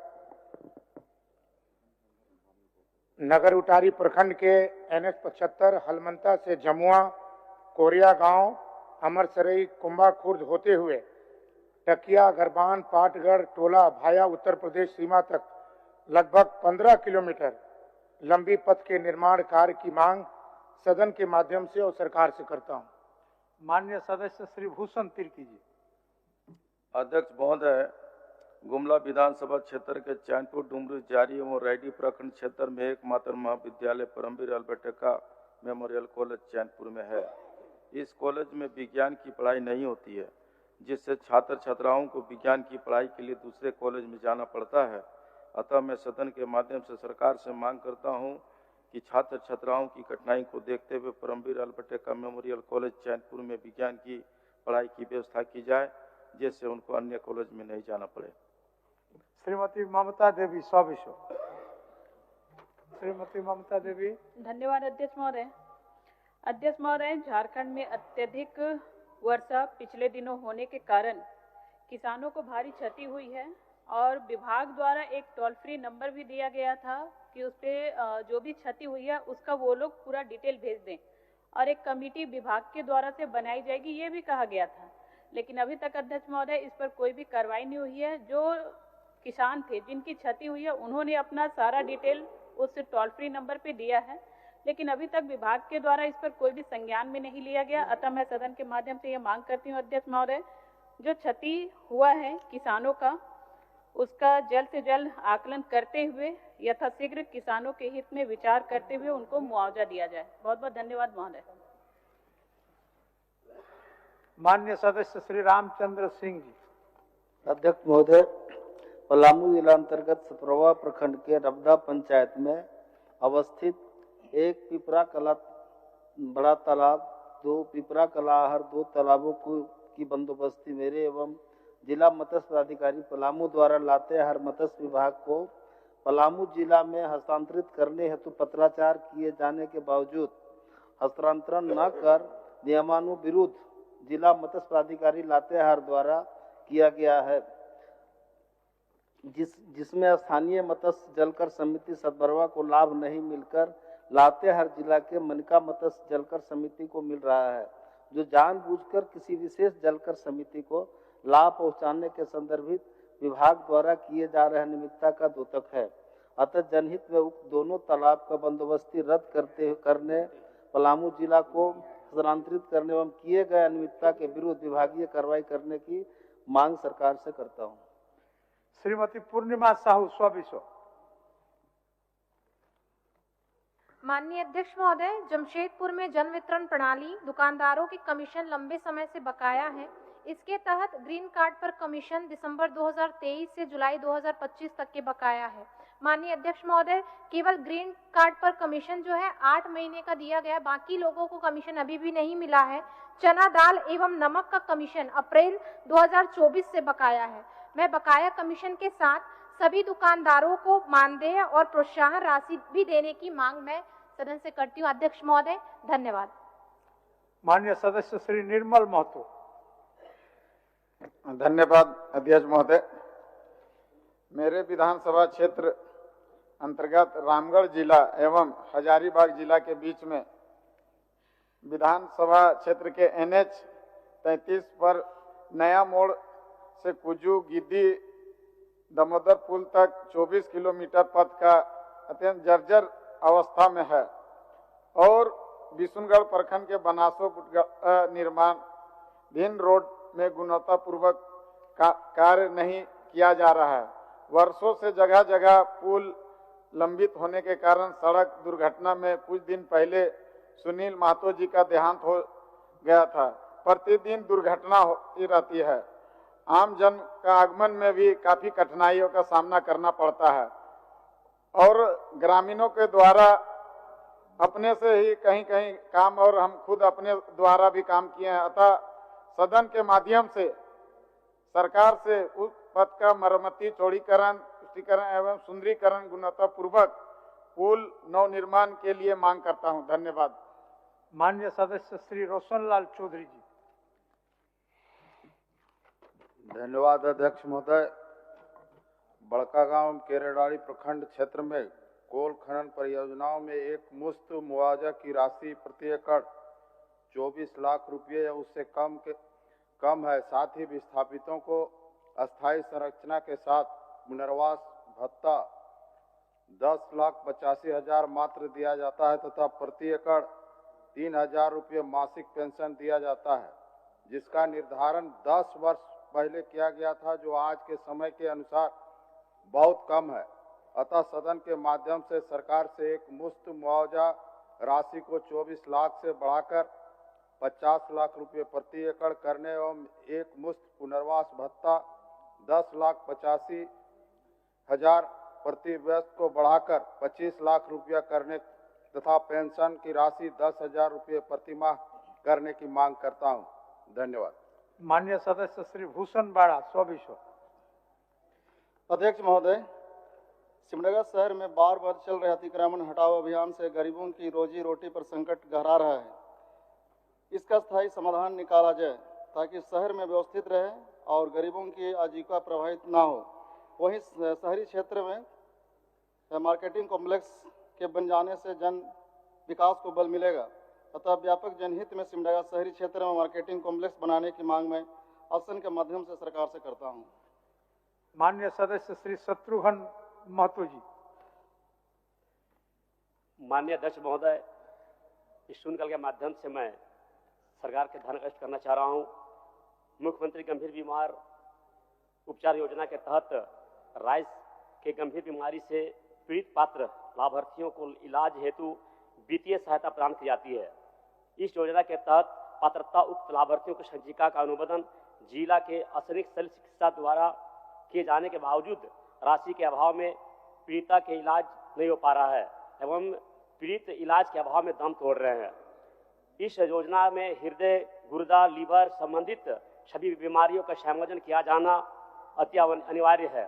साथ ही साथ राज्य एवं देश के नए अस्पतालों में भी पैनल में शामिल किया जाना आवश्यक है।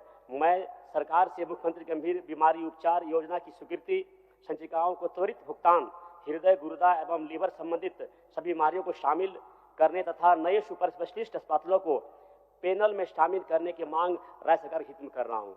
धन्यवाद। माननीय सदस्य श्री कुमार उज्जवल। धन्यवाद अध्यक्ष महोदय। अध्यक्ष महोदय, मेरे सिमरिया विधानसभा क्षेत्र के अंतर्गत टंडवा प्रखंड में एनटीपीसी एवं सीसीएल के कोल वाहनों के कारण गंभीर प्रदूषण की स्थिति उत्पन्न हो गई है। साथ ही इन वाहनों से लगातार दुर्घटनाएं भी हो रही हैं, जिससे आमजन का जीवन संकटग्रस्त हो रहा है। अतः मैं सदन के माध्यम से मांग करता हूं कि टंडवा क्षेत्र में एक प्रभावी सुरक्षा नीति बनाई जाए तथा जो वाहन प्रदूषण मानकों का पालन नहीं करते हैं उनके विरुद्ध कड़ी कार्रवाई की जाए। साथ ही क्षेत्र में धूल एवं प्रदूषण नियंत्रित करने हेतु वैक्यूम क्लीनर की भी तत्काल व्यवस्था करने की मांग मैं सदन से करता हूं। धन्यवाद।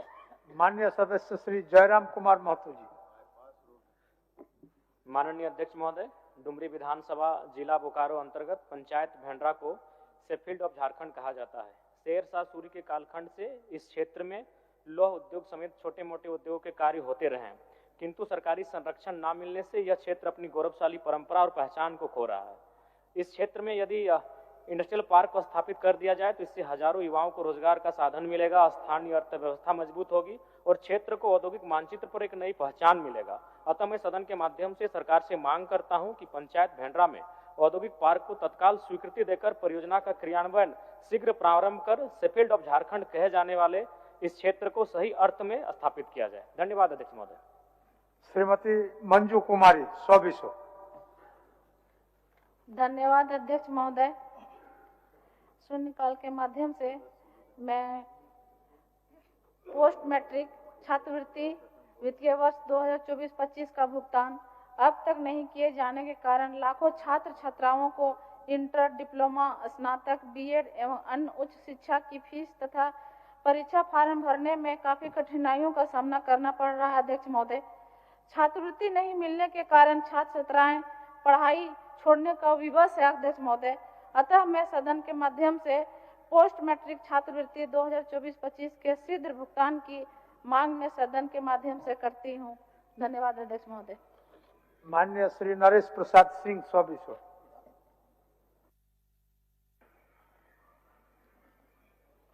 अध्यक्ष महोदय, मेरे विधानसभा क्षेत्र विश्रामपुर के गढ़वा जिला में बडिया प्रखंड के सुख नदी मेन रोड से देवी धाम होते हुए पंचायत भवन तक, मझिया प्रखंड के करमडी मेन रोड से जोगीवीर नहर होते हुए ग्राम सकरकोनी तक एवं पलामू जिला के उटारी प्रखंड में ग्राम बसरिया से करकट्टा जोगा जमदिया होते हुए चचरिया मुख्य पथ तक सड़क काफी जर्जर स्थिति में है।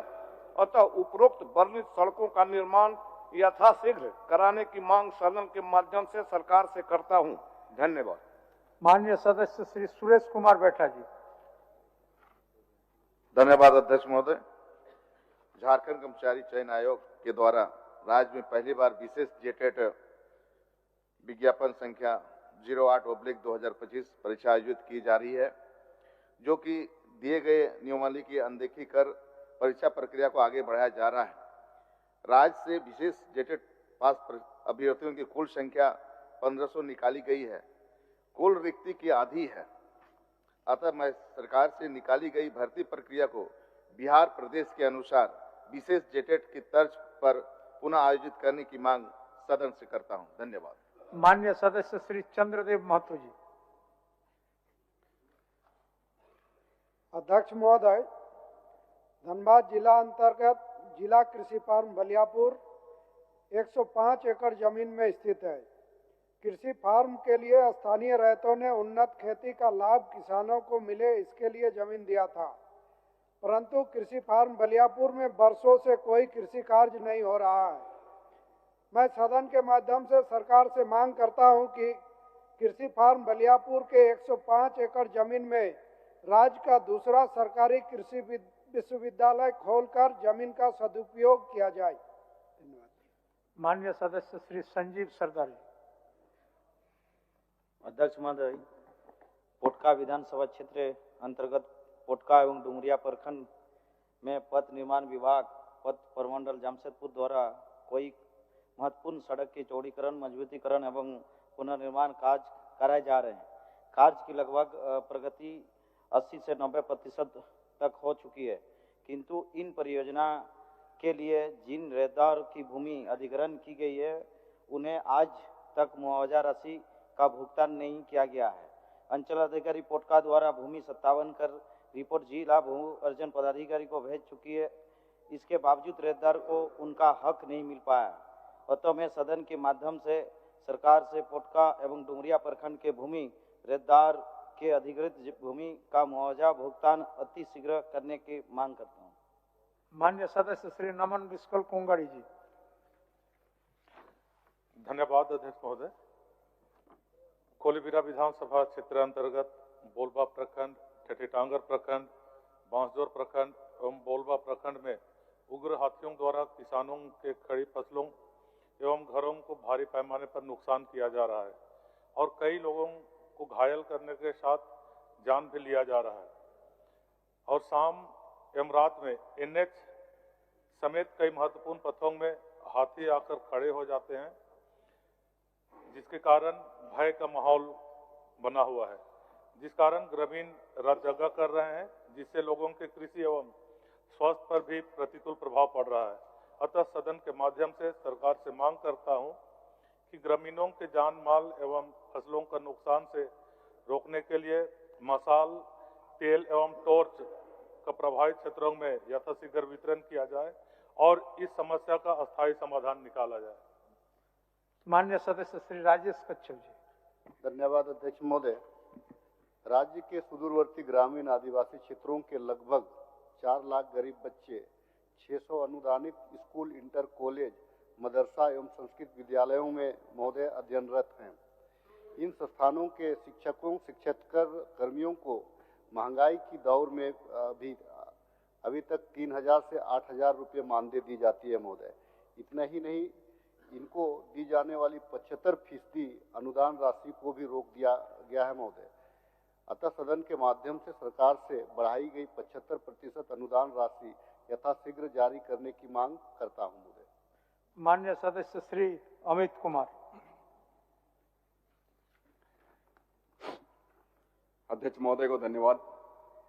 सिल्ली विधानसभा अंतर्गत सिल्ली, सोनाहातू, राहे, अनगढ़ा प्रखंड के कुल 48 पंचायत के सभी सरकारी स्कूलों में बहाल शिक्षक जो अपनी प्रतिनियुक्ति करवाकर सिल्ली विधानसभा से दूसरे जगह चले गए हैं, उनकी प्रतिनियुक्ति को रद्द करते हुए पुनः उन्हें उनके मूल पदस्थापित स्कूलों में पदस्थापन कराई जाए की मांग मैं सदन के माध्यम से करता हूं, ताकि विधानसभा के स्कूलों में पठन पाठन की बेहतर व्यवस्था बहाल की जा सके, जिसका समुचित लाभ सिल्ली विधानसभा के ग्रामीण बच्चों को मिलेगा। धन्यवाद महोदय। माननीय सदस्य श्री अरूप चटर्जी जी। अध्यक्ष महोदय, राजस्थान के तर्ज पर झारखंड में भी मनरेगा कर्मियों की सेवा नियमितीकरण हेतु एक स्पष्ट नीति बनाते हुए राज्य मनरेगा कोषांग में काम करने वाले कर्मियों को ग्रेड पे एवं मनरेगा कर्मियों को अल्प मानदेय देने जैसे विसंगति को दूर करने संबंधी विषयों पर मैं सरकार के अपेक्षित कार्रवाई करने का मांग करता हूं। माननीय सदस्य श्री दशरथ गोगरे जी। अध्यक्ष महोदय, सामुदायिक स्वास्थ्य केंद्र खरसवां के लिए बन रहे नए भवन का निर्माण कार्य बहुत ही धीमी गति से चल रहा है। वित्तीय वर्ष 2022-23 को स्वीकृत इस योजना को अब तक पूर्ण हो जाना था, परंतु 50% भौतिक लक्ष्य भी अब तक हासिल नहीं किया जा सका है। मैं आसन के माध्यम से सरकार से यह मांग रखता हूं कि सामुदायिक स्वास्थ्य केंद्र खरसवां के लिए बन रहे नए भवन के निर्माण कार्य को शीघ्र पूर्ण कराया जाए। धन्यवाद। माननीय सदस्य श्री नागेंद्र महतो जी। धन्यवाद अध्यक्ष महोदय। वित्तीय वर्ष 2025-26 के लिए झारखंड सरकार द्वारा सभी माननीय सदस्यों को अपने अपने विधानसभा क्षेत्र में ग्रामीण विकास विभाग से 15 करोड़ एवं ग्रामीण कार्य विभाग से 10 करोड़ तक की राशि से योजना निर्माण हेतु अनुशंसा मांगा गया था, जिसकी अनुशंसा सभी माननीय सदस्यों ने विभाग को उपलब्ध करा दिया है, मगर वित्तीय वर्ष समाप्ति के लगभग समय में भी आज तक योजनाओं की स्वीकृति नहीं मिल पाई है, जिससे आम लोगों में असंतोष पनप रहा है। साथ ही विकास कार्य भी प्रभावित हो रहा है। मैं सरकार से अविलंब अनुशंसित योजनाओं को स्वीकृति प्रदान कर धरातल में उतारने की मांग करता हूं। धन्यवाद। माननीय सदस्य श्री समीर कुमार महंती जी। अध्यक्ष महोदय, झारखंड राज्य के स्वास्थ्य विभाग में महज 2,000 रुपया में प्रति माह राशि में कार्यरत स्वास्थ्य सहिया को बीते अगस्त महीना से मैया सम्मान योजना के लाभ से वंचित कर दिया गया है, जो न्यायोचित प्रतीत नहीं होती है। अतः आसन के माध्यम से सरकार से मांग है कि स्वास्थ्य सहियाओं को मैया सम्मान योजना का लाभ हेतु समुचित पहल किया जाए। ध्यानाकर्षण की सूचनाएं। सर्वश्री प्रदीप यादव जी।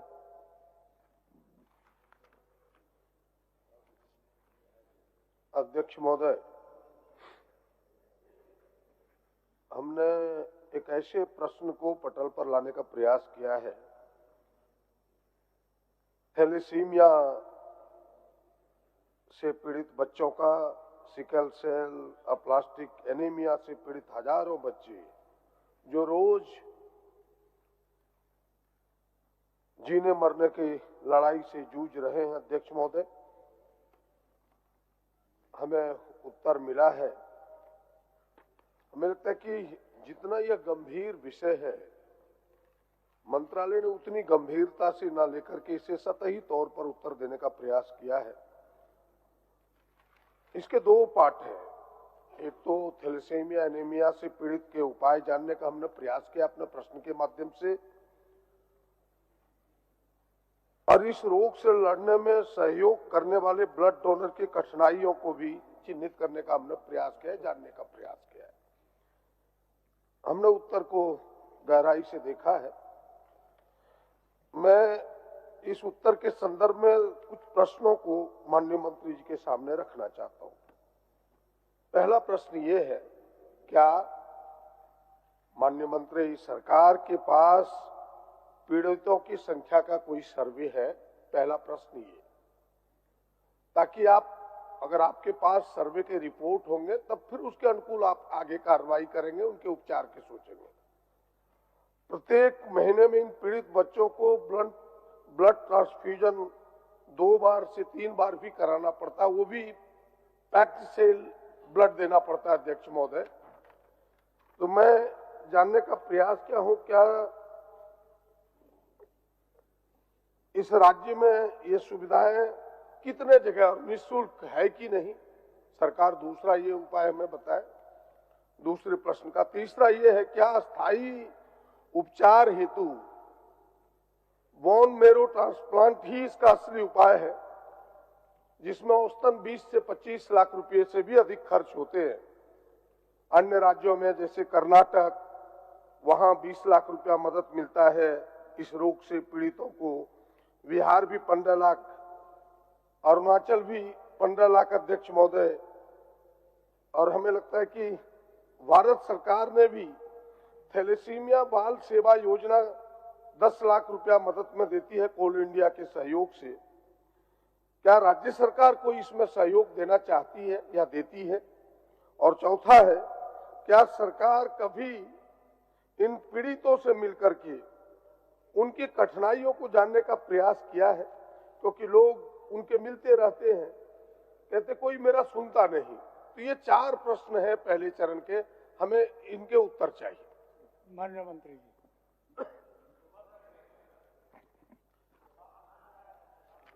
सर, सबसे पहले सर, कल प्रदीप जी ने एक प्रश्न किया था सदन में और चिंता जताई थी कि इनके क्षेत्र में 25 करोड़ रुपया की चोरी हुई। आपने सदन से हल्दिया में एक भारत सरकार के द्वारा निर्मित हॉस्पिटल है, तो जब ये बातें सदन में आई सर, तो मामला चारों ओर चला गया। लोग पूछने लगे कि अभी राज सिन्हा जी ने भी कहा कि घोटाले हुए 25 करोड़ रुपया का, जबकि हुई, प्रदीप जी ने कहा 25 करोड़ की चोरी हुई। तो महोदय, मैं ये जानना चाहता हूं कि सदन है ये, सदन में माननीय हमारे सीनियर प्रदीप यादव जी काफी सीनियर हैं और 5 बार के विधायक हैं, हम भी 3 बार के विधायक हैं। मैं प्रदीप जी से आग्रह करूंगा कि आप कम से कम कोई बात सदन में रखते हैं तो उसकी गंभीरता होनी चाहिए। आप दिग्भ्रमित कर दिए हम लोगों को, कल से हम परेशान हैं महोदय। कई फोन आए हमारे पास कि क्या हुआ नहीं हुआ। तो महोदय, मैं आपको सदन को आश्वस्त करता हूं महोदय, मैंने जांच कराई, जब चोरी हुई तो मैंने जांच कराई, मेरा विभाग है, हॉस्पिटल हमारा है, इस रखरखाव की जवाबदेही मेरी है। जब हमने महोदय जांच कराया तो मात्र 60 लाख रुपया, मात्र 60 लाख रुपया की चोरी हुई महोदय, जबकि वहां पे एलईडी वगैरह, 1 मिनट बता रहे, रुकिए, चोरी हुई है, हम लोग उस पर कार्रवाई कर रहे हैं, कार्रवाई हम कर रहे हैं, और जो दोषी हो बख्शे नहीं जाएंगे। लेकिन बताया गया कि सिटी स्कैन चोरी हो गया, एक्सरे मशीन चोरी हो गया। महोदय, हम आपसे आग्रह करते हैं महोदय, जो कल की जो बातें हुई उसको महोदय, ये कॉपी मैं भेज रहा हूँ, देख लीजिए महोदय, इसको प्रोसीडिंग से हटवा दीजिए। अच्छा, ये ठीक नहीं लगता है सर, हम ठीक है, हमारे आप सीनियर हैं और सदन को गुमराह करेंगे तो ठीक नहीं लगता महोदय। अगर कोई बात है हमको आप बता सकते थे, आप अच्छे दृष्टांत का प्रस्तुत बातें बता सकते थे महोदय। ये तो सदन को गरिमा को ठेस पहुंचाने वाली बात है, जो था उसको साफ कर दीजिए। ये सदन की गरिमा को आप ठेस पहुंचा रहे हैं महोदय, ये ठीक नहीं लगता है महोदय। चलिए महोदय, मैं प्रदीप जी ने जो ध्यानाकर्षण अपने ध्यानाकर्षण में जो क्वेश्चन किया है महोदय, ये गंभीर थॉट को इन्होंने रखा है महोदय। निश्चित तौर पर इस राज्य में थैलेसीमिया, सिकल सेल और प्लास्टिक एनीमिया महोदय एक अभिशाप है। आपने देखा होगा महोदय, हम इस पर लगातार काम कर रहे हैं। प्रदीप जी हमें लगता है अच्छी तरह से मुझे फॉलो अप करते हैं महोदय। हम लोग आपके माध्यम से भी आज से 6 महीना पहले आपने सिकल सेल पर एक सेमिनार आयोजन कराया था महोदय, शायद आपको याद होगा महोदय। हम लोग विस्तृत रूप से, आपने भी मुझे डायरेक्शन दिया था, उसके बाद से हम काम कर भी रहे थे। फिर महोदय हमारे लोकप्रिय मुख्यमंत्री जी ने हम लोग को बुलाया था अपने आवास पर। सिकल सेल के जितने भी मरीज है, थैलेसीमिया के जो जितने भी पेशेंट हैं महोदय, हम लोग बुलाकर उनसे वार्ता किए। हमने जानना चाहा कि क्या मामला है, कैसे आप फील करते हैं, ये रोग कैसे हुआ आपको। इन सारी बातों पर हम लोग ने रिसर्च किया और लोकप्रिय मुख्यमंत्री जी ने हमें डायरेक्शन दिया महोदय, विभाग को भी डायरेक्शन दिया, हम लोग पदाधिकारी को बुलाए और हम लोग इस पर काम किए महोदय। हम बताना चाहते हैं कि इस राज्य में थैलेसीमिया के जो आंकड़े प्रदीप जी ने बताया, लगभग 11,000 आप बता रहे हैं, हमें लगता है महोदय वो आंकड़े कम हैं और ये बात सही है कि हमारे पास पूरे आंकड़ा नहीं है। हम जब इस पर थोड़ी जांच करवाए महोदय तो हमने पाया कि चाहे वो छत्तीसगढ़ हो, वहाँ की सरकार ने थैलेसीमिया, सिकल सेल, जो प्लास्टिक एनीमिया की जांच कराया, उनके पास पूरा आंकड़ा है महोदय। उड़ीसा में भी जांच करवाया, वहाँ भी उन सरकार के पास पूरे आंकड़े हैं। मध्य प्रदेश में भी ये घटना है महोदय, वहाँ भी सरकार के पास पूरे आंकड़े हैं, लेकिन हमारे पास पूरे आंकड़े नहीं है महोदय। हम देखिए महोदय, आप बोलिए ना, सेंसिटिव प्रश्न वाह करता है महोदय, आप बोलिए ना। तो हम लोग इस पर काम कर रहे हैं महोदय और मैं आपको आश्वस्त करता हूं महोदय, हम लोगों ने निविदा निकाल दी है और मेरा जो मंशा महोदय, हर जिले में कितने थैलेसीमिया पेशेंट हैं हम सबकी जांच कराएंगे और 1 महीना के अंदर महोदय, मैं प्रदीप जी को आश्वस्त करता हूँ, 1 महीना के अंदर निविदा निकाल दी गई है और सभी जिलों में राज्य में कितने थैलेसीमिया के पेशेंट हैं, कितने हमारे सिकल सेल के पेशेंट हैं, सबका हम जांच कराकर हम सदन को महोदय अवगत कराएंगे। दूसरा, इन्होंने महोदय इनका जो पूरक है, इन्होंने कहा कि ब्लड डोनर महोदय, निश्चित तौर पर अच्छा सवाल इन्होंने किया महोदय। सरकार जो है महोदय, WHO का जो गाइडलाइन है, जो आबादी होती है हमारी, उसका 1% जो है महोदय, हम लोग हमारा रुक जाइए, मैं जवाब दे रहा हूँ आपको। मैं एक बार जवाब दीजिएगा मंत्री जी, कुछ बोल रहे हैं सुन लीजिए, एक बार जवाब दे दीजिए। अध्यक्ष महोदय, हमने जो 4 प्रश्न किए, जैसे मैंने कहा कि कोई सर्वे रिपोर्ट है, मंत्री जी ने बड़ी सहजता से स्वीकार किया कि नहीं भाई हमारे पास सर्वे रिपोर्ट नहीं है, सच बोलने का प्रयास किया है, मैं इन्हें धन्यवाद देता हूं। कहा कि 1 महीने के अंदर सर्वे रिपोर्ट हम सामने रखेंगे और हमें लगता है कि विधानसभा के अगले सेशन में इन्हें रखना चाहिए सर्वे रिपोर्ट को। आखिर सर्वे रिपोर्ट आएगा तभी पता चलेगा कि भाई कितने लोग पीड़ित हैं, तब तो उपचार के लिए हम आगे बढ़ सकते हैं। पहला ये इन्होंने कहा कि हम कराएंगे, लेकिन मेरा जो दूसरा प्रश्न था, क्या अस्थाई मैंने दूसरा प्रत्येक महीने में 2 बार 3 बार ब्लड लेना पड़ता है, तो इसके क्या आपके केंद्र है जहां की थैलेसीमिया से पीड़ित या फिर एनीमिया से पीड़ित, प्लास्टिक एनीमिया से पीड़ित बच्चों को दिया जाता है, इसके कितने आपके स्थान और वो फ्री में मिलता है कि नहीं, एक ये। और फिर हमने कहा कि क्या अस्थाई उपचार इसका बोन मैरो का ट्रांसप्लांट ही है, तो उसके लिए आप सहायता, मैंने कुछ राज्यों के इनको जिक्र किया, आपके यहाँ क्या है। और इन्होंने कहा कि ना हम सरकार बीच बीच में, और हमें लगता है कि उनके अनुभव जानने के लिए सरकार को उनके साथ बात करना चाहिए, क्या सरकार इससे बात करेगी। हमने ये 4 ही छोटे छोटे प्रश्न रखे। मैं तो एक का जवाब हो गया, 3 बचा। एक का जवाब दे दिया कि राज्य में जितने आंकड़े हैं हम लोग कलेक्ट करवाएंगे और हम लोग आपको अवगत कराएंगे। दूसरा है, इन्होंने कहा कि जो पेशेंट है महोदय, जो थैलेसीमिया के पेशेंट, निश्चित तौर पर उनको हर 15 दिन में ब्लड की रिक्वायरमेंट होती है, हम जानते हैं महोदय, और बिना अगर वो ब्लड नहीं देंगे तो बच्चे मर जाते हैं। तो आनंद फानंद में बच्चे जो है ब्लड खोजते हैं और ब्लड अपने बॉडी में ट्रांसफ्यूजन करवाते हैं महोदय। तो हम लोग जैसा कि मालूम है महोदय, हाल के दिनों में चाईबासा की घटना घटी, तो उसके बाद महोदय जो बातें आई, हम लोग सचेत हो गए। चाईबासा की घटना घटी, हम लोगों ने एक्शन लिया और मालूम चला महोदय कि उसके बाद से ही कि हमारे पास ब्लड कितना है, ब्लड कैसे लेते हैं, कहाँ से लेते हैं। लेकिन महोदय मैं कहना चाहता हूँ, प्रदीप जी आ रहा हूँ, जो चाईबासा की घटना घटी, मैं खुद गया महोदय। हमारे लोकप्रिय मुख्यमंत्री जी ने जब मामले संज्ञान में आए कि जो 5 बच्चे HIV पॉजिटिव हो गए, ब्लड ट्रांसफ्यूजन गलत ब्लड चला गया, तो महोदय मुख्यमंत्री जी ने डायरेक्शन दिया कि सदर हॉस्पिटल के सिविल सर्जन को सस्पेंड करो। हमने सस्पेंड करवाया और मुख्यमंत्री जी ने डायरेक्शन दिया कि 2-2 लाख रुपए जाके खुद जाके पैसा दो। हमने उस पीड़ित परिवार को पैसे दिए महोदय। जब महोदय मैं वहां गया खुद जांच करने के लिए महोदय, मैं तो इन लोगों से कहना चाहता हूँ महोदय, थोड़ा सपोर्ट कीजिए, हर चीज में नेतागिरी नहीं करनी चाहिए। हम बच्चों से मिले महोदय, एक बच्चों से मिले, ये जानना बहुत जरूरी है आज महोदय, सदन का मामला है ये। हम एक बच्चों से मिले महोदय, हम चाईबासा गए, मालूम चला महोदय कि वहां भी इन लोगों ने गेम कर दिया, पॉलिटिक्स कर दिया महोदय। एक बच्चे एक साल में 179 टाइम्स ब्लड लिया। आप समझिए महोदय, जब हम हिस्ट्री बताए, हमने जो जिसने ब्लड दिया उसको बुलाओ, सिविल सर्जन को बोले, डीसी को हमने कहा महोदय, हमने कहा बाय फोर्स नहीं बुलाइए, ब्लड किसने दिया, हमारे बच्चों को गलत ब्लड किसने दिया। मालूम चला भाई 60 लोग कुछ स्वेच्छा से आए, किसको HIV है भाई, 60 लोग आए महोदय। उनका जांच हम जब करवाए तो मालूम चला कि बच्चे ने 2021 में ब्लड टेस्ट एक बच्चा ने करवाया था। 5 लोग HIV पॉजिटिव वहां मिले महोदय, हमने रिकवर किया। तो रुके, आ रहा हूं भाई। माननीय मंत्री जी महोदय, 3 प्रश्न बचे हैं, 3 प्रश्न का जवाब दे दीजिए। आ रहा हूं महोदय। चलिए, तो महोदय 3 प्रश्न का जवाब। जब उसके बाद क्या हुआ महोदय, मैं इसलिए आ रहा था महोदय, इन्हीं के प्रश्न में आ रहा था, इसलिए कि जब ये घटनाएं घटी कोई ब्लड देने नहीं जा रहा महोदय। हमारे घर में लगभग 200-300 बच्चे आके हमको बोलते ब्लड दिलवाइए, ब्लड दीजिए तो हम मर जाएंगे, कोई ब्लड देने को तैयार नहीं। कोर्ट का भी डायरेक्शन है, जो आप किसी पेशेंट को, किसी को आप लाई का डोनेट देने के लिए हम नहीं देंगे, कोर्ट भी डायरेक्शन दे दिया। तो महोदय मैं ये कहना चाहता हूं, उसके बाद से ब्लड की कमी हो गई और महोदय हम लोगों ने कैंप लगाया। माननीय मुख्यमंत्री जी ने महोदय, हम लोग 10 दिन के अंदर 10,000 ml हम लोग खून दिए और बच्चों को हम लोग जान बचाने का काम किए महोदय। हमने भी ब्लड दिया महोदय, और मैं तो धन्यवाद दूंगा हमारे महतो जी यहाँ पर हैं, इन्होंने भी ब्लड दिया महोदय, सारे मंत्रियों ने ब्लड दिया। हमारा मकसद है, आप लोग कोई क्वेरी करते हो तो समाधान भी दीजिए।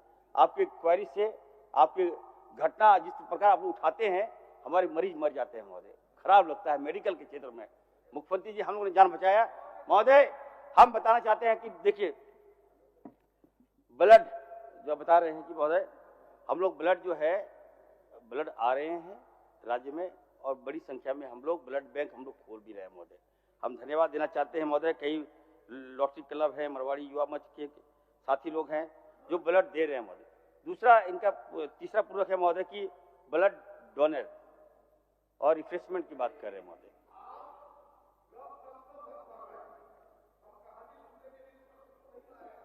तीन छोटे छोटे प्रश्न का उत्तर है माननीय स्वास्थ्य मंत्री जी, और आप डॉक्टर भी हैं। डॉक्टर का स्थान होता है भगवान के बाद डॉक्टर, तो वो स्थान पर आप हैं।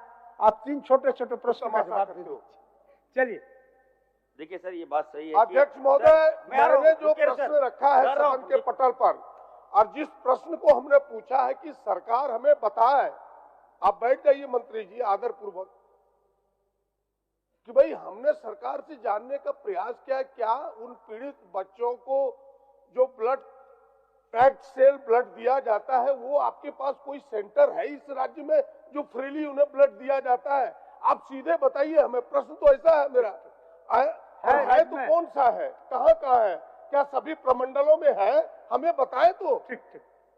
माननीय मंत्री महोदय, हर जगह है ब्लड, हम लोग ट्रांसफ्यूजन कराते हैं महोदय, ये कोई बड़ी बात नहीं, हर जगह ब्लड कराते हैं। सदर हॉस्पिटल में हमारा है महोदय, रांची सदर हॉस्पिटल में है। दूसरा महोदय, बोन मेरो ट्रांसप्लांट इसका इलाज है।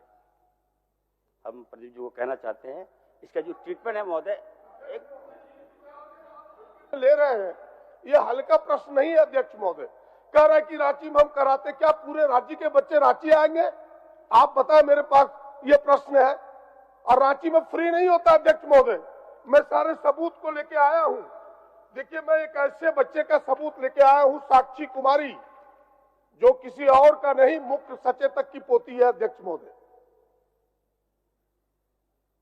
उन्होंने अपना जब यह ब्लड चढ़वाया तो उन्हें 51,51,000 रुपये खर्च हुए हैं। सरकारी अस्पतालों में भी खर्च होते हैं अध्यक्ष महोदय, वहां भी डे केयर में पैसे लिए जाते हैं। कहानी ये है अध्यक्ष महोदय, इसीलिए मैं जानना चाह रहा हूं कि भाई आपके पास कोई फ्री व्यवस्था है, नहीं है तो आप कब तक करेंगे ये बताइए प्रत्येक प्रमंडल में। ये आप बताइए, उसके समाधान के रास्ते दिखाइए, वरना गप फैला के कि हम ये करें वो गप सुनने के लिए हम तो तोड़ो है। सर सुनिए, सदन को गुमराह नहीं किया जाएगा, आप प्रमाण दीजिए कौन पैसा लिया है। अगर सरकारी आप उधर मत जाइए।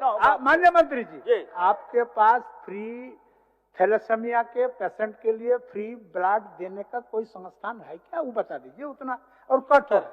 बिल्कुल सर, सभी सदर हॉस्पिटल जहाँ जहाँ हमारे बैंक है, ब्लड बैंक है, वहाँ पे हम लोग देते हैं सर, तभी चल रहा है सर। तभी आज हमारे इतने पेशेंट कहाँ से आए? पेशेंट को हम लोग देते हैं सर, हमारी चाईबासा में तब न सर ये बात सामने आए सर।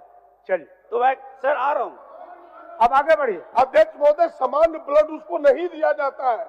मैंने कहा कि पैक्ड सेल ब्लड उनको दिया जाता है, वो व्यवस्था सब जगह है उनको देने का। और ये कह रहे कि सबूत चाहिए अध्यक्ष महोदय, ये है मान्य सदस्य डे केयर रांची का है। आप मान्य सदस्य, अध्यक्ष महोदय, मान्य सदस्य, एक मिनट, अगर मंत्री जी को इसमें जानकारी लेने की अगर आवश्यकता है तो ले सकते हैं जानकारी में अगर नहीं है, हो सकता है जानकारी लेने का है तो ले सकता है, कोई दिक्कत नहीं है, कोई दिक्कत नहीं, खाली जवाब दे मंत्री जी, जानकारी ले ले, उसमें कहाँ दिक्कत। चलिए, पूरी चीज की जानकारी कहाँ है बता दीजिए खाली। सर देखिए सर, जितने में हमारी मेडिकल कॉलेजेस हैं, हाँ, चाहे रिम्स है, सदर हॉस्पिटल है, जमशेदपुर है, धनबाद है और फिर दुमका में भी है, तो मैं सर वहाँ पे सर आराम से ब्लड ट्रांसफ्यूजन हो जाता है, कोई ऐसी कोई बात नहीं है। ठीक, हम लोग इसकी और बेहतर ये होता है कि नहीं, हमने कहा फ्री होता है कि नहीं, ये बताएं। सर बिल्कुल फ्री होता है। खून कौन नहीं, खून के पैसे कौन लेंगे सर? खून के पैसे कोई नहीं ले सकता है सर, मैं दावे के साथ कह सकता हूं। अध्यक्ष महोदय, कोई ले सकता है खून। ये जो आयुष्मान योजना के तहत उनके पेमेंट देने पड़े हैं ब्लड ट्रांसफ्यूजन में, ये है मेरे पास, उसको जांचवा लीजिए। ये है और देना पड़ता है, सदन को गुमराह न करें, ये बड़ा विषय अध्यक्ष। ठीक है, उसको जांचवा लेंगे। ये केवल यही नहीं, और जिस हम जो मुख्य सचेतक की पोती की बात हमने कही, वो पारस में उन्हें कराना पड़ा, दूसरे जगह नहीं हो पाया अध्यक्ष महोदय, जिसके भुगतान की रिसीट है मेरे पास। आप उसको भेजवा दीजिए आसन नहीं, को। भेजवा दीजिए नहीं अध्यक्ष महोदय, आप ऐसे टहलाइए नहीं, मेरा आसन से आग्रह होगा। ये भेजवाने का चीज नहीं, हम समाधान चाहते हैं कि भाई सरकार बोले कि भाई हम अगर ये व्यवस्था नहीं है इतने दिनों के अंदर हम दुरुस्त करेंगे, बस मेरी तो इतनी ही। अच्छा, पहले तो विषय को जानने दीजिए, जिस विषय को आपने रखा है माननीय मंत्री जी, इस विषय को विभाग के अधिकारी के पास पता कर ले, उसके बाद आगे की बात आप होगी क्या? सर, बोलिए। सर, एक मिनट, सर, मत आप हस्ताक्षरी नहीं है। नहीं सर, आप ध्यान दीजिए सर, मैं जवाब दे रहा हूँ सर।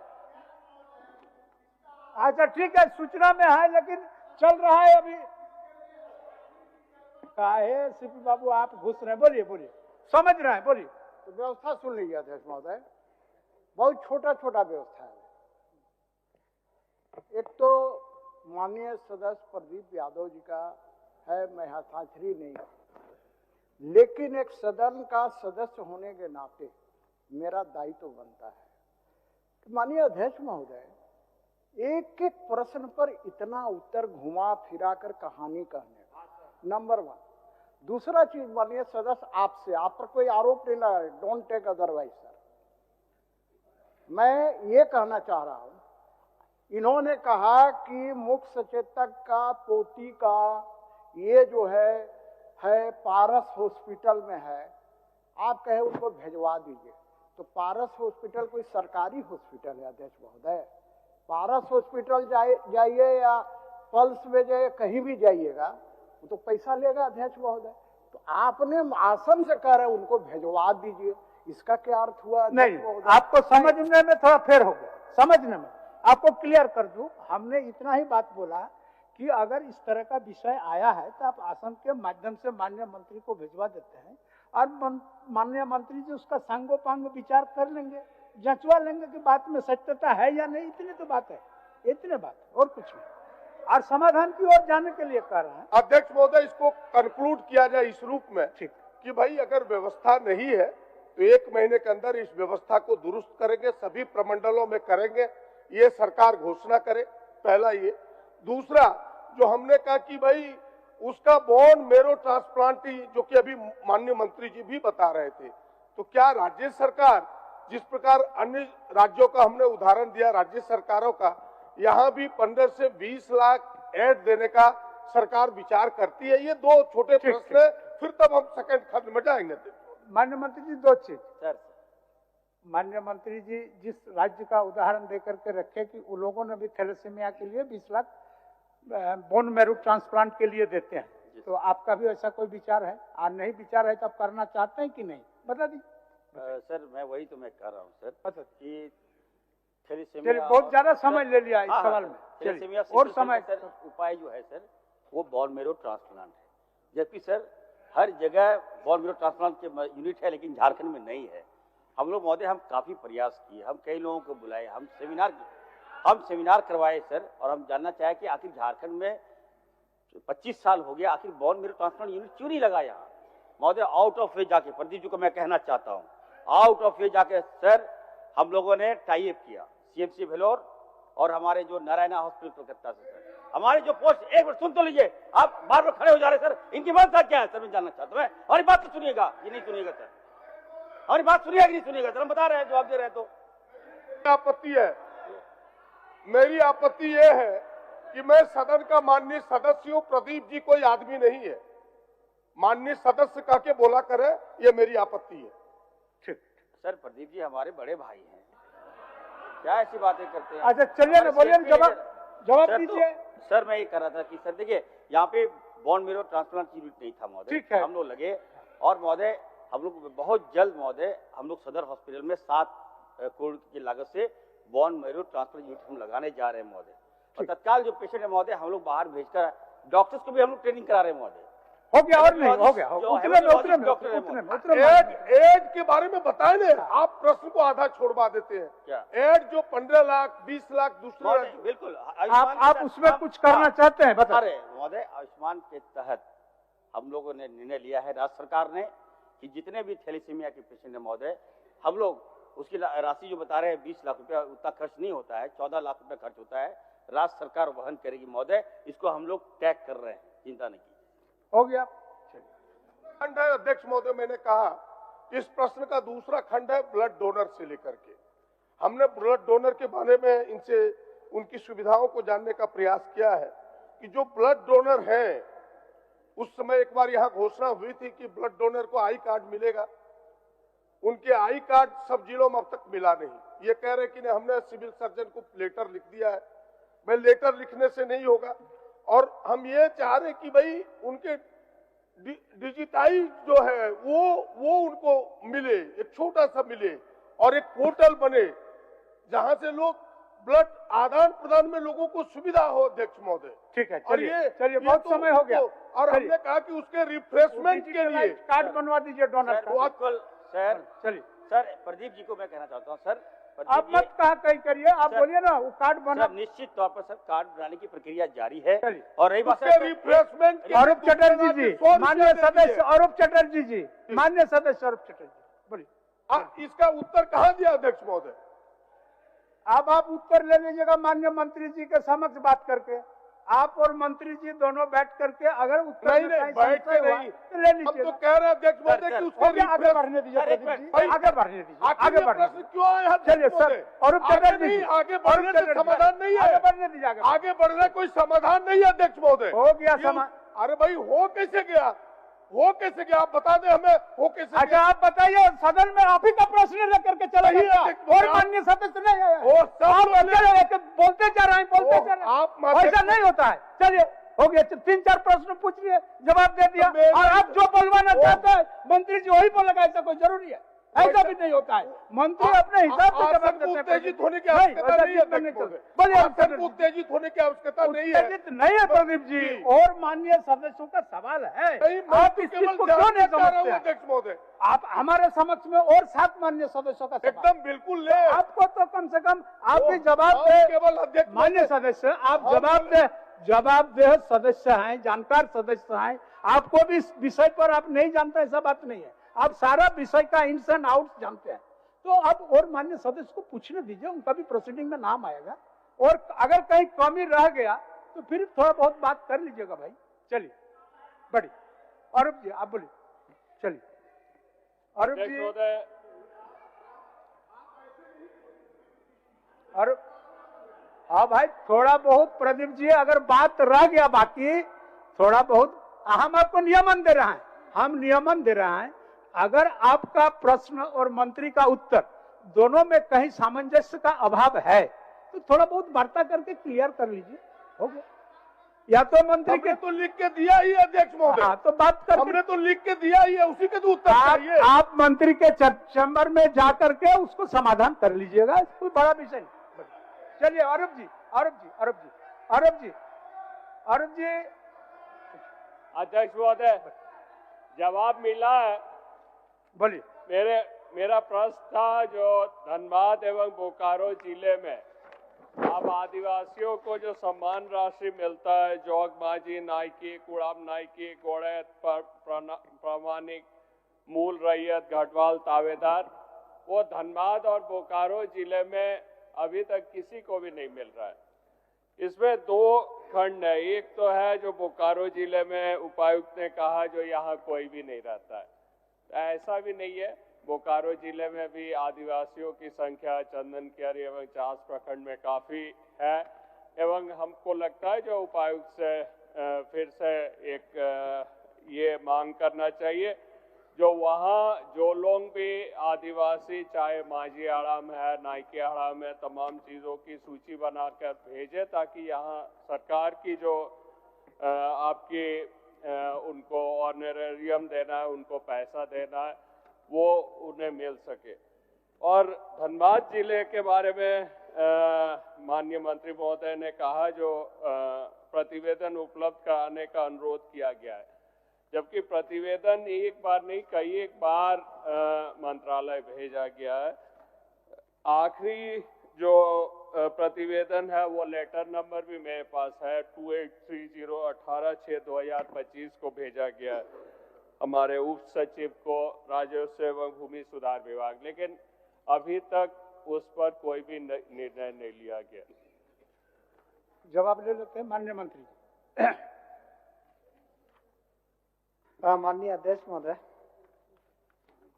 माननीय सदस्य आरोप चटर्जी ने जिन विषयों को उठाया ध्यान आकर्षण के माध्यम से, ये बात सही है कि बोकारो जिला से उपायुक्त से जो रिपोर्ट मांगी गई थी उसमें इन व्यवस्था से संबंधित सम्मान राशि से संबंध में प्रतिवेदन शून्य बताया उन्होंने, और सदस्य का इच्छा है कि फिर से एक बार रिपोर्ट मांग लिया जाए। चास और चंदन कियारी जैसे कुछ जगहों पर आदिवासी या ऐसे पारंपरिक व्यवस्था के लोग हैं और उनको मिलना चाहिए, तो मैं आश्वस्त करूंगा कि दोबारा हम लोग बोकारो से भी रिपोर्ट मंगा लेंगे। और जहां तक धनबाद की बात है, डिफर किया है, 2-3 संकल्प के माध्यम से उनको जानकारी देते हुए रिपोर्ट मांगी गई थी। 2 रिपोर्ट में डिफर है तो उसको स्पष्ट करने का आ गया है डीसी को फिर से, ये एक स्पष्ट रूप से आप जो है ना सांकेतिक रूप से विचार करके सूची बने ताकि उन लोगों को ऑनरियम या सम्मान राशि दिया जा सके। मैं आश्वस्त करता हूँ माननीय सदस्य को कि बोकारो से फिर से एक रिपोर्ट हम लोग मंगा लेते हैं, और जो ये धनबाद का जो रिपोर्ट है सांकेतिक रूप से वो भेज दें, दोनों रिपोर्ट डिफर नहीं करे तो इन लोगों को भी हम लोग सम्मान राशि देने का काम करें। ठीक है अरुण जी। अध्यक्ष महोदय, हमारा एक ही चीज रिक्वेस्ट है, पिछले 8 वर्षों से मतलब जब से संकल्प निकला है हम लोग लगातार प्रयास कर रहे हैं जो धनबाद और बोकारो को मिले, लेकिन बार बार उनका उपायुक्त का कहना है हमने तो सूची भेज दिया, एक कल्याण विभाग को भी भेजा और दूसरी राजस्व एवं भूमि सुधार को भी भेजा, लेकिन वहां से जब तक अनुमोदन नहीं होती है तब तक हम लोग नहीं कर सके। तो कम से कम एक समय आप दे दिया जाए जो 1 महीना के अंदर कम से कम सारा सूची को उसको स्वीकृत करके, ताकि धनबाद जिले में भी आदिवासियों को ये राशि मिल सके। माननीय मंत्री जी, हम आश्वस्त करते हैं सर अध्यक्ष, ये माननीय सदस्य को 2 माह का अंदर हम ये सब चीज करा लेंगे। चलिए बहुत बहुत धन्यवाद। ऐसे जवाब दीजिएगा तब ना। श्रीमती ममता देवी जी, ममता देवी जी, प्रोफेसर डॉक्टर लुइस वारंडी जी, श्रीमती श्वेता सिंह जी, पूछिए।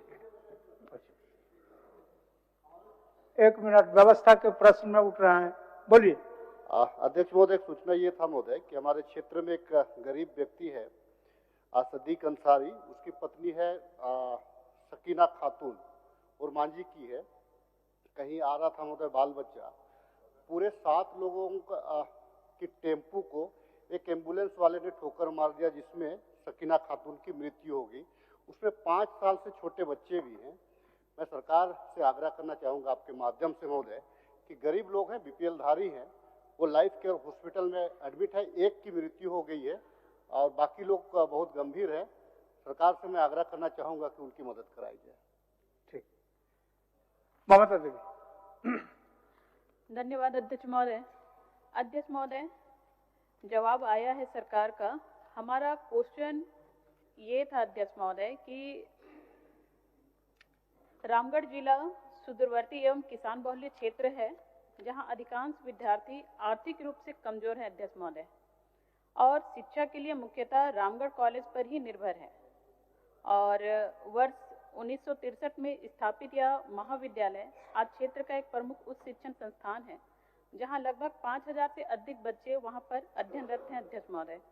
हम सरकार से बस ये चाह रहे थे कि वहां पर विद्यार्थियों को हजारीबाग के बजाय रामगढ़ में विश्वविद्यालय मिले, जिससे बच्चों को कॉलेज में नया विश्वविद्यालय, बच्चों के अध्ययन के लिए नया विश्वविद्यालय खोला जाए ताकि विद्यार्थियों को लाभ मिल सके। अध्यक्ष महोदय, ये इसलिए क्योंकि जो डिस्टेंस है हमारे रामगढ़ से हजारीबाग का, लगभग अगर हम गोला की ओर हम जाएंगे तो 100 किलोमीटर हमारा डिस्टेंस पड़ जाता है अध्यक्ष महोदय। तो 100 से 50 किलोमीटर का डिस्टेंस कोई भी बच्चे इतना तय नहीं कर पाएंगे जो सुदूरवर्ती एरिया हम लोगों का है। तो हम माननीय मंत्री जी से ये चाह रहे थे आपके माध्यम से कि वहाँ पर एक नया विश्वविद्यालय की स्थापना की जाए अध्यक्ष महोदय। माननीय मंत्री जी।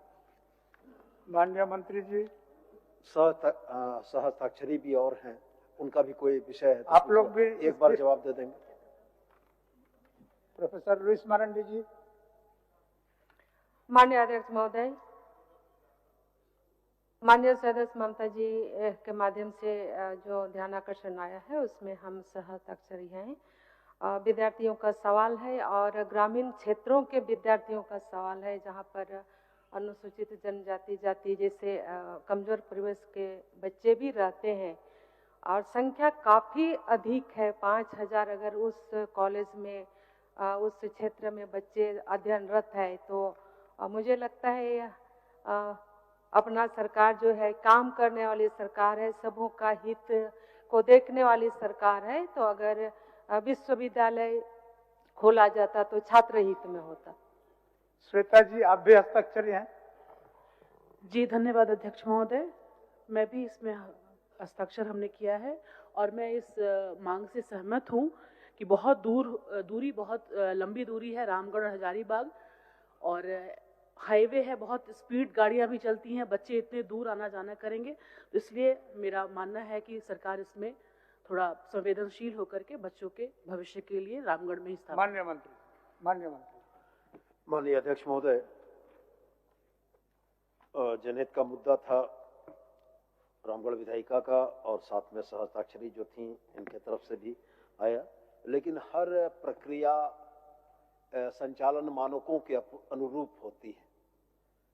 माननीय विधायिका क्षेत्र के जन 4 बिंदु बाकी हैं, तो मैं आपके माध्यम से माननीय सदस्य को यह आश्वस्त करना चाहूँगा कि सरकार इस पर संवेदनशील पहल करते हुए उन 4 और अनिवार्य शर्तों को पूरा कराने का प्रयास करेगी, जिससे उसके स्तरोन्नयन की व्यवस्था की जा सके। इस ध्यान आकर्षण की सूचना में तीनों माननीय सदस्य है, इसलिए उस पर भी सहानुभूति रख करके इसका अग्रतर कार्रवाई आप करें। निश्चित रूप से। ठीक हो गया ममता जी। चलिए बोले पहल करें। ठीक। प्रभारी मंत्री वित्त।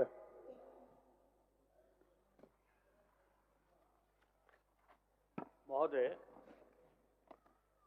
वित्तीय वर्ष 2025-26 के द्वितीय अनुपूरक व्यय विवरणी के अनुदान तथा नियोजन की मांगों की अनुसूची में सम्मिलित मांग संख्या 4 मंत्रिमंडल सचिवालय एवं निगरानी विभाग के लिए 31 मार्च 2026 को समाप्त होने वाले वर्ष के भीतर भुगतान के दौरान जो व्यय होगा उसकी पूर्ति के लिए 37,66,70,000 रुपये से अनाधिक राशि प्रदान की जाए। महोदय, यह प्रस्ताव राज्यपाल जी के सिफारिश पर किया गया। माननीय सदस्यगण, द्वितीय अनुपूरक व्यय विवरणी के अनुदानों की मांग संख्या 4 मंत्रिमंडल सचिवालय एवं निगरानी विभाग, मंत्रिमंडल सचिवालय एवं समन्वय प्रभाग पर श्री नवीन जायसवाल एवं श्री राज सिन्हा 100 के कटौती प्रस्ताव क्रमांक 05 से 06 व्यापक है। माननीय सदस्य श्री नवीन जायसवाल जी अपना कटौती प्रस्ताव प्रस्तुत करें। श्री नवीन जायसवाल जी। अध्यक्ष महोदय, मैं मांग करता हूं कि उक्त शीर्षक की मांग 10 रुपए से घटाई जाए। माननीय सदस्यगण श्री नवीन जायसवाल जी अपना वक्तव्य दूसरे पाली में शुरू करेंगे। माननीय सदस्यगण, सभा की कार्रवाई 2 बजे अपराह्न तक के लिए स्थगित की जाती है।